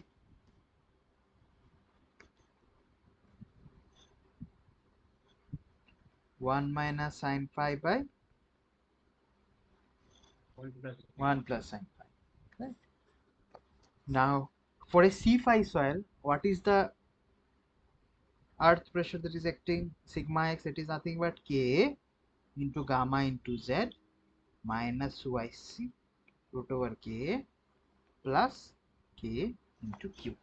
So this is nothing but gamma into Z is the overburden pressure, effective stress into K minus 2ic root over K, that is due to the cohesion that develops, plus K into Q. Generally in the backfill, whatever backfill soil we consider, we do not consider the C value. Okay, we consider granular soil is doesn't have any cohesion, and also we don't consider this C value in our design generally. Okay, so because of that our this lateral earth pressure is contributed mostly by this quantity and this quantity. So this quantity actually comes from the surcharge, and this is due to the overburden of the soil. Okay. Now there, as you know, there are many earth pressure theory. So Rankine earth pressure theory. Okay. Then Coulomb. Then yeah, Rankine and Coulomb. Okay, these are the main earth pressure theories that were given, right? So from Rankine's theory, so I won't just write down these equations. Okay, this will be just monotonous. You just go through this. So Rankine had given some equation for Ka. Say if you have a inclined backfill soil, you have some this inclination for some expression for Ka. Right now, Coulomb had given what Coulomb did was Coulomb actually considered the friction. He considered that there is some friction between the soil and the soil and the retaining wall. So in that case, he gave some other expression for K. Okay, so then can consider that there is no friction between the wall is smooth. The wall is smooth. That is, there is no friction between the wall and the soil. And Coulomb actually considered that there is friction between the wall and the soil. Okay, so what is the say you have a retaining wall. Okay, and you have a backfill, and the backfill is inclined at angle beta. So what is the maximum value of beta that is possible? What is the maximum value of beta that is possible?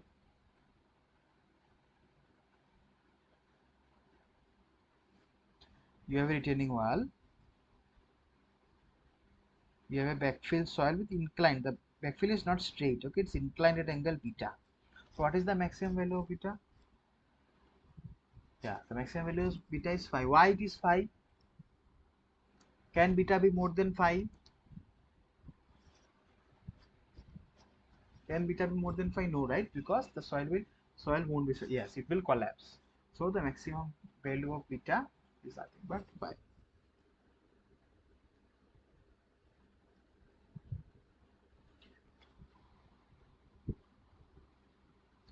Okay, then we have the design load. So design loads, you need to take consider the self weight, the live load. Okay, the live load due to the point loads or say uniformly surcharged, then the horizontal loads that might come from the crash barrier, that also you need to consider. Okay, so see here, see you have the soil, right? You have the retaining wall, you have the retaining wall, and here you have the crash barrier. So here you have the pavement. Okay, so there is some horizontal load that might come when a vehicle crashes into the crash area, right? So that load you need to consider. Mm. Then these vertical loads from bridge abutment, the seismic loads, all these things you need to consider. Okay. Now stability consideration. For stability calculation, what are the things that you need to consider? Lateral sliding stability, overturning stability, bearing capacity failure, and the overall failure. Okay, so sliding means what? This whole retaining wall is going to slide. Okay, the whole retaining wall is going to slide, so you need to ensure that this retaining wall does not slide. Okay, then we have the overturning. So you need to ensure that the retaining wall actually does not fails in overturn. Okay, there is no overturning failure. Then bearing capacity failure means what? You need to ensure that the soil below this below the retaining wall does not fail in bearing. Okay, the soil is strong enough so that it can hold the retaining wall and the backfill soil in the place. And then we have this slip circular overall failure. Okay, say we have a retaining wall here in a slope. So if the slope is weak, there might be overall slip failure like that. Okay, there might be a slip like that. So that also you need to consider. Now there are various load combinations that are given, the partial load factors that we need to consider. So all this we will see in detail while s- we deal with the designing of the retaining walls. Okay. So there are various combinations A, B, and C. So A combination considers some loads, B combination considers some loads, C combination considers some loads. So according to our requirement, we need to choose that. Now let us solve some, see these there are no problems from this topic, right? So let us just solve some problems for the retaining wall, normal retaining wall topic. Okay, earth pressure theories. Let us just try to solve some easy problems. Okay, so you should solve these problems by yourself only. You should first try to solve this problem because these are very easy soil mechanics level, normal basic soil mechanics from the basic soil mechanics course. So you should be able to solve this by yourself. Okay, so please try to solve the first problem. So retaining wall 6 meter high retains a cohesionless soil with the angle of internal friction 35 degree. G is given, N is given, N is nothing but the porosity. The surface is level with the top of the wall and the water table is 2.5 meter from the top of the wall. Just determine the active earth pressure per meter length of the wall. Okay, just try to solve.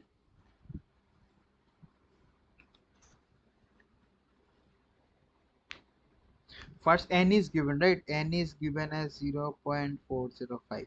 So from that what you do, you determine E. The void ratio. First of all, determine the void ratio.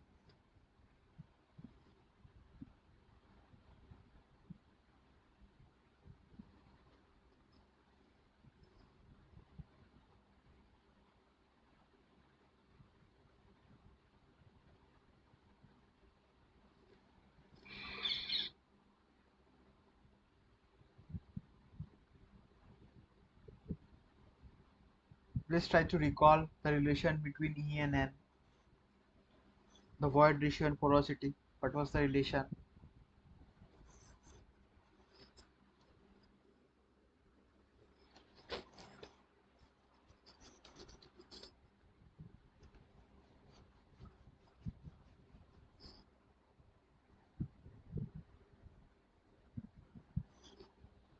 E is equal to N by 1 minus N.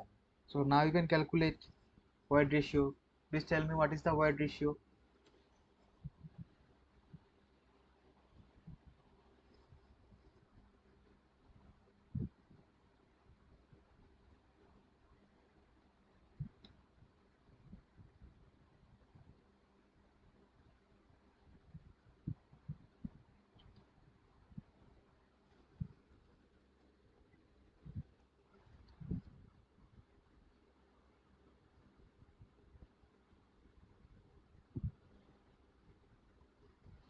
This is the void ratio.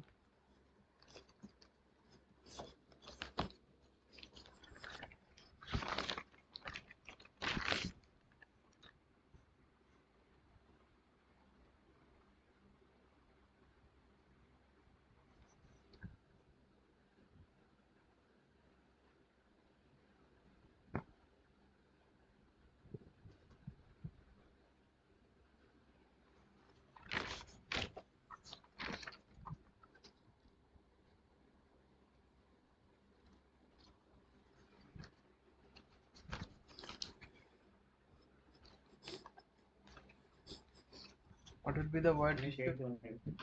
How much? 0.818. Oh, 0.405 divided by 1 minus 0.405. 0.68, right? 0.681. It will be 0.681. Okay, then you consider find out the dry unit weight. G gamma W by 1 plus E. Please find that out. G is 2.69, gamma W you know 9.81, 1 plus E. You can find out dry unit weight. After you find out dry unit weight, uh,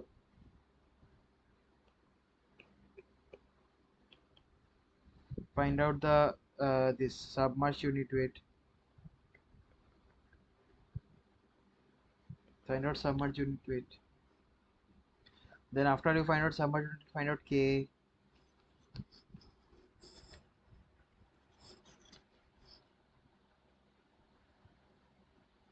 Please keep your calculators with you, okay?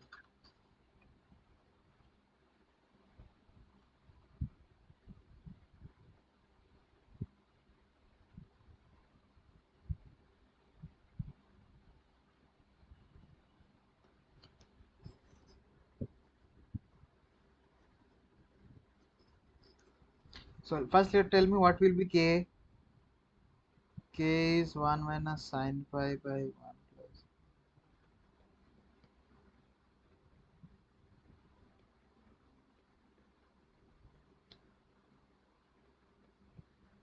What will be K?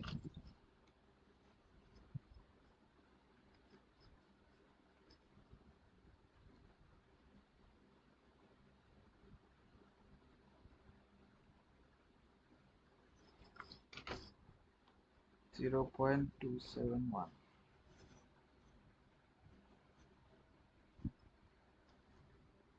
Gamma D will be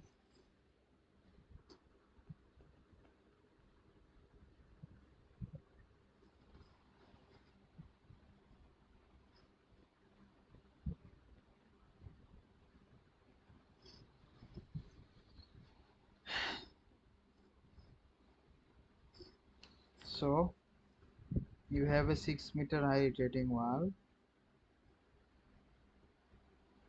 Up to 2.5 meter it's dry, and below that you have water. Okay,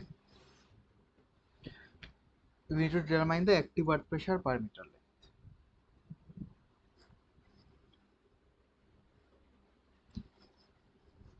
So for the top portion, what shall we have? Shall have some triangular variation. What will be this? 2.5 into gamma. What is gamma? Gamma D. 15.7 into Ka. Right. Below that,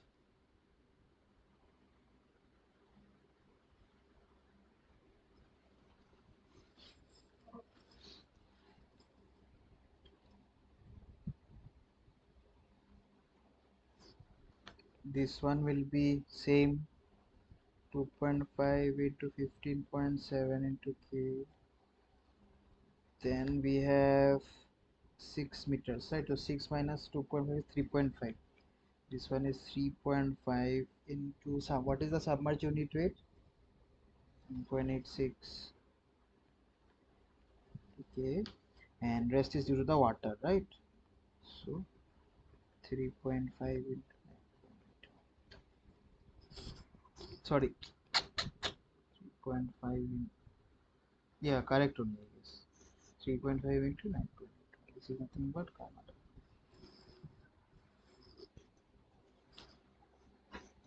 So we have 1, 2, 3, 4.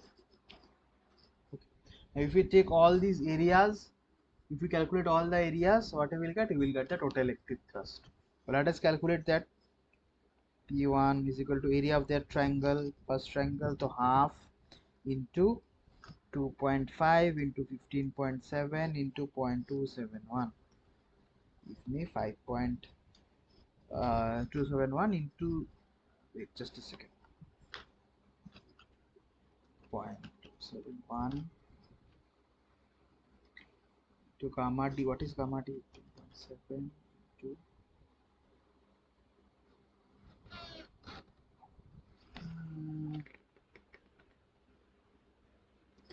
2.5.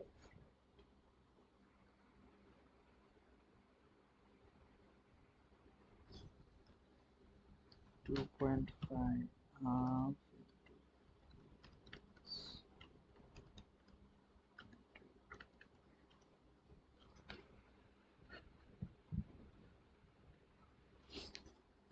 half into K gamma D 2.5 square.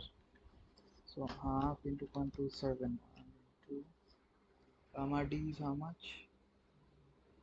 2.7, 30. Similarly, P2 2.5 into 15.7 to 0.271 to 2.5. Sorry, 3.5, because this height is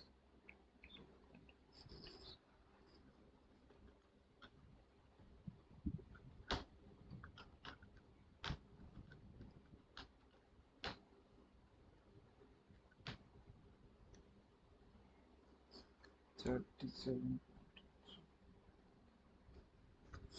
Similarly, you will get P3 area of this triangle,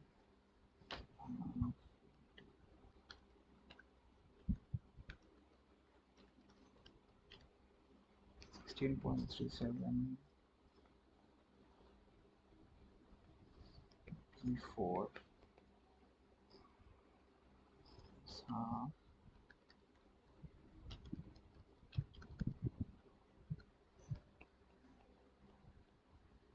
Just you can see that this this is due to this P4 is due to water, right?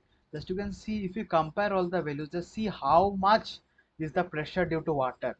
It's huge compared to all, right? So water is like water is the number one, the water is our number one enemy. So always whenever we construct a retaining wall or any structure, any retaining structure, what we need to give special attention to the drainage of water. because this water, this thrust, this water thrust due to water is huge. Okay, so you always need to give proper attention to the drainage of water, so that water does not get accumulated and there is proper drainage of water. So now if you all add all these P1, P2, P3 and total P active earth pressure will come out to be 126.99 kilometer.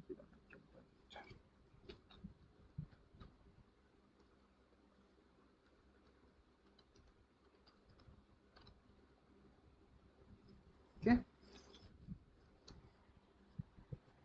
Okay. Now if it is asked to you where is this P acting in this wall, where is this P actually acting? Is acting at some distance y from the base, right? So where is this acting? So what we can do is then we can find out this y by just taking the moment, say 13.3 moment, just getting the centroid, right? We'll just do it for you.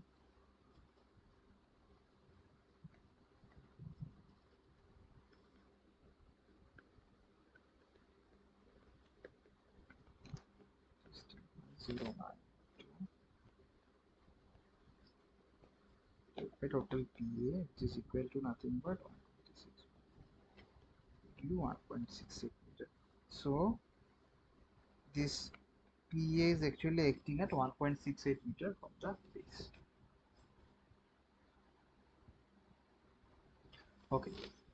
Now next, for the retaining wall shown in figure, find the active thrust and line of action. So here we have two types of soil, both are granular soil. You can see both the soil are granular soil, and for both the soils this C is 0. Okay, both the soil are granular soil, and for both of them C is 0. Okay, for both of them C is 0.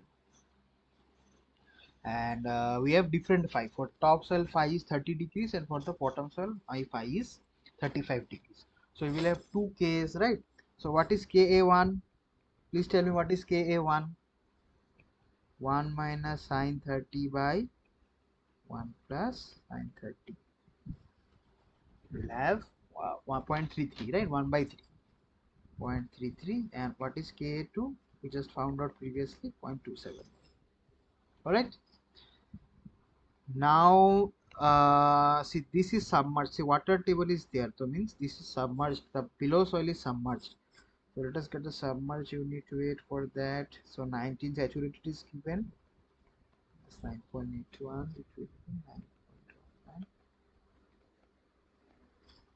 9.19.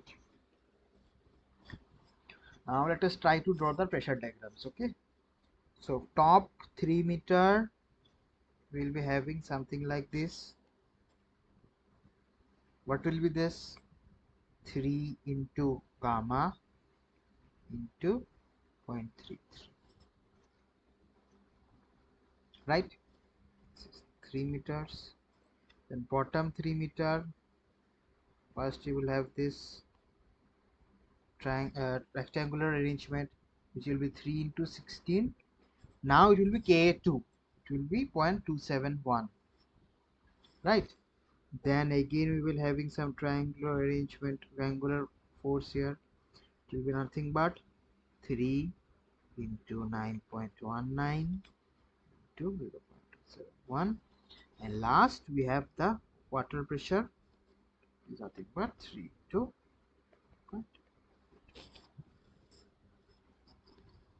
Okay,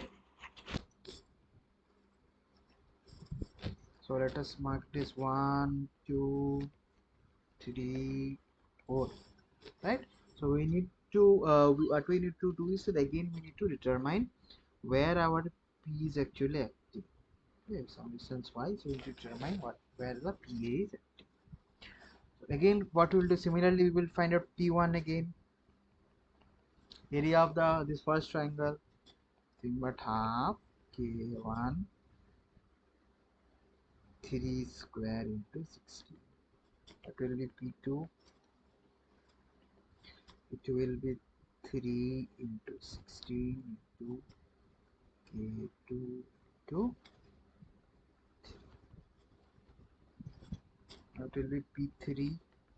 It will be half into 3 square into 9 point how much? 1 9 into 2. What will be P4? P4 will be half into gamma W into 3 square. Okay, now if we calculate all these one by one, we'll get the values 23.76, 39.02, 11.21, and 44.15. Again, you can see this water is contributing to the maximum force to this active thrust, right? So water is contributing maximum. So total PA you can get by summing all this up. 1.4. Sure. Now to determine y, again we will what we will do, again same thing we will do, summation pi yi by summation by, write it as pa, we get it as 1.77. Okay, so water is the maximum contributor. So if there is water, we need to drain that out.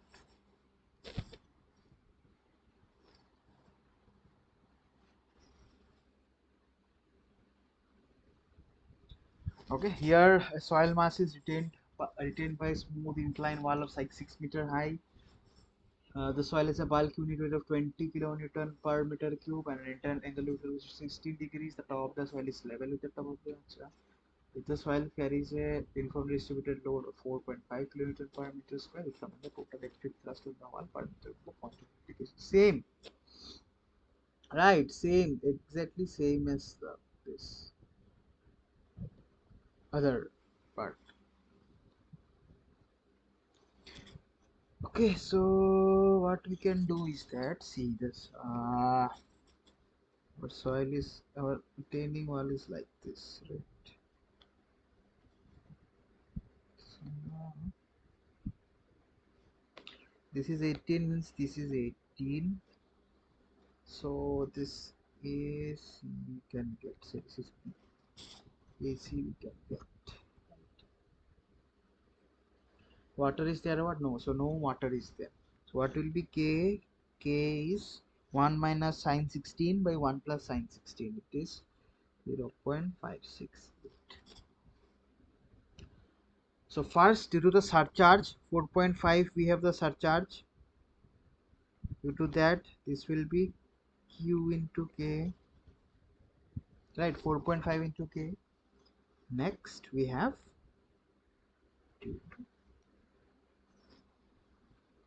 due to this, due to the soil, this is nothing but this is 1, so this is 2, this is K to 20 into 6, right? We got that. Now let us find P1. Same area of this rectangle, so Q into K into height. What is P2? To half Ka 6 square into what is gamma? 20, 20, right? Gamma is 20. This one will be 15.33. This one will be 20. So P a dash is P1 plus P2.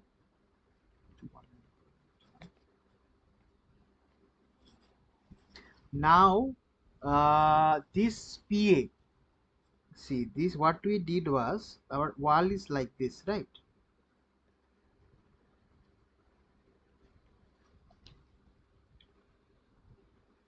So this PA that PA dash that we determined, that is actually acting like this here, acting like this. But what will happen, as it is inclined, our actual PA will be acting at some inclination like this. Okay, now this PA is nothing but the resultant of the weight of this soil wedge. So this is nothing but PA dash square PA prime square plus weight square. Okay, so what is the weight of this wedge? Half into 6 meters into this AC distance. AC is nothing but 6, 10, 18 degrees into 20. Say 1 meter, say this in this direction 1 meter. So it will be 116.97. So we have W, we have PA dash. PA you can get. What will be PA? PA will be 249 kilometer per meter. Okay. So first we got PA dash acting at this line BC. Then what you can do from there, you can get the PA using the weight and the PA dash. Alright. Alright, now in order to get this angle alpha, the inclination of PA with the horizontal, what we can do, alpha is equal to tan inverse W by PA dash. We can get alpha. Now also what one more thing that we can find out is this point of application, this y distance. Okay, this y distance same as before. What you can determine 3 plus this by taking the moments and getting the centroid.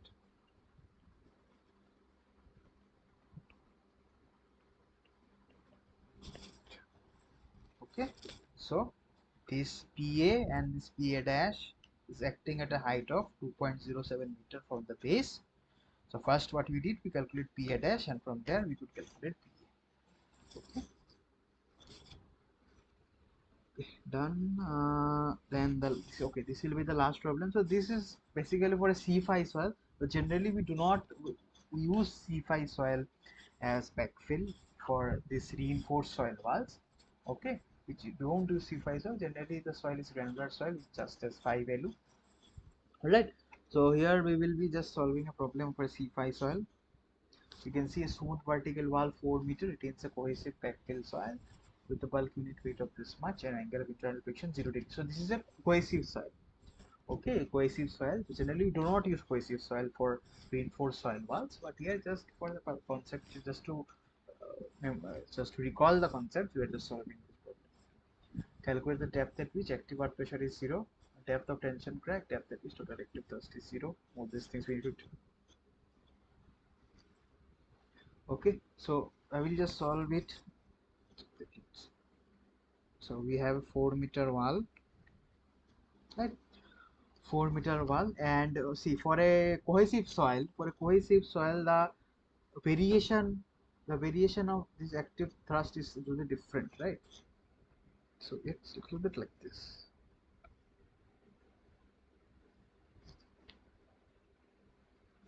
So at some depth z0 below the top, the active thrust is actually 0. So that z0 depth is given by 2ic by gamma root over ka. So if you, so what is the ka value? What is the ka value? What is ka value in this case? What is the active thrust coefficient of active earth pressure in this case? 50. So k is 1. Okay, so z0 will be twice c by gamma. So twice c by gamma, we can get this is 1 meter. Okay, 1.11 meter. Now the first question is the depth.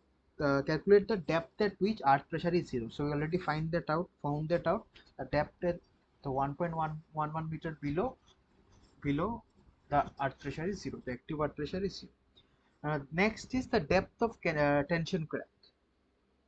Okay, the depth of tension crack is nothing but 2 into this h naught. So depth of tension crack is 2 into z naught, 2 into 2 meters. Okay, so this is negative, this is positive. So this is due to that what happens, some cracks develop. So that is the depth of tension crack. Now the depth, sorry, just a second. This z naught, this is nothing but the depth of tension crack. Okay, because as this is negative, that is tensile stresses are coming in. As we know, a soil is weak in tension, what will happen? There will be some cracks that develop in the soil. Okay, some crack will develop in the soil due to tension. So the depth of tension crack will be same as Z naught. There is a depth at which this active water pressure is 0. The depth of tension crack is equal to Z naught is equal to 1.1. Now the depth at which total active thrust is 0 is nothing but this H. So if we take the total of this H, total sum of the summation of the total total force stresses in this region, what will happen? It will come to be 0. So here it's positive, here it's negative, so it's going to cancel out. So the depth at which active thrust is 0 is H, which is nothing but twice into Z naught. Okay. Okay. Now we need to find out total active thrust per unit of the wall when tension cracks do not develop.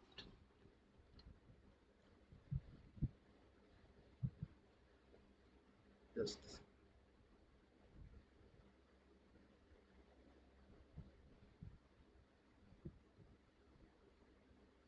okay.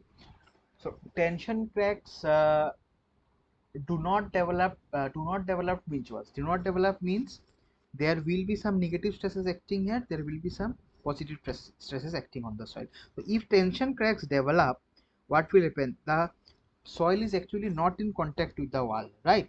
So soil is not in contact with that wall. So what happened? The total active thrust total active thrust acting will be the area of this triangle.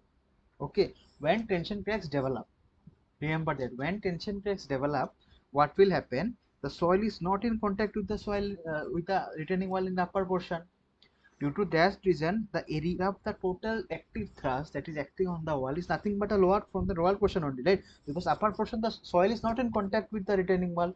So whatever active thrust is the soil is experiencing is from the below portion, is nothing but this area of this triangle. But now the question is when the tension cracks do not develop. Tension cracks do not develop means what? Means there is there is contact between the soil and the retaining wall, right? There is contact between the soil and the retaining wall. So due to that, what will happen? This and this portion is going to get cancelled out. This negative and this positive earth pressure, this negative and positive earth pressure that is acting on the retaining wall, that is going to cancel out. So whatever earth pressure is getting contributed is nothing but this area. Okay, if we just find the area of this trapezium, we will get the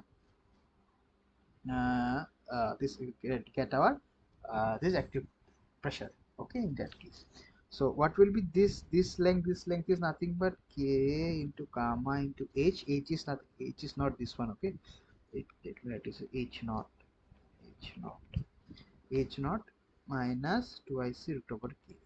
So this is this length is nothing but 52.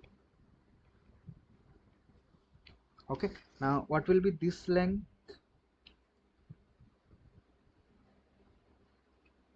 What is this much? This is uh, this is nothing but 2 into 2 is I think 2 is it will be 20 kilonewton per. Okay, so how are we getting that? So let us go back a little bit.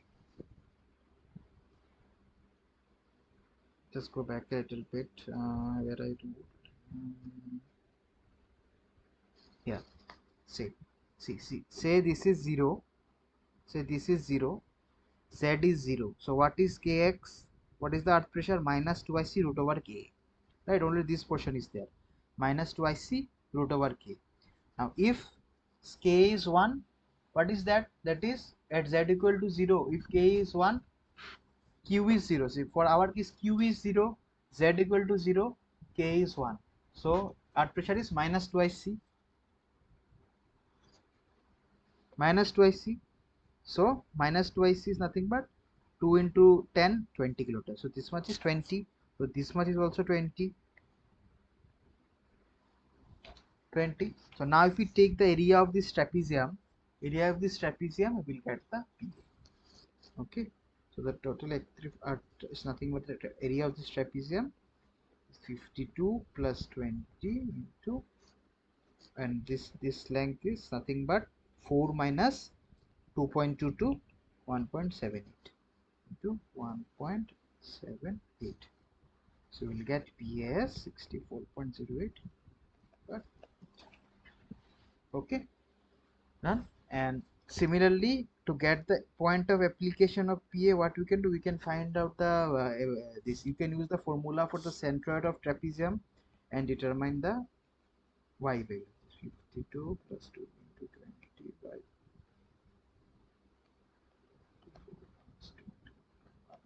3 over 0.57 meter from base. Okay, so this will be acting at this much meter from the base. So always remember that if tension cracks develop, that means what? The top portion, yeah, the soil is not in contact with the retaining wall at the top portion, so this whole area will coming into picture only. Now, if tension cracks do not develop, that means what? This negative portion is also in contact with the soil, so this negative and this positive portion are going to cancel out, and only this trapezium is going to come into play. Okay, so I hope that is clear to you, and with this we will end today's session, and uh, so we will continue whatever is being taught in this week in the next week.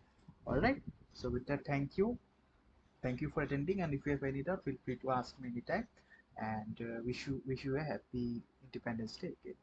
Okay, thank you, Mr. Midin.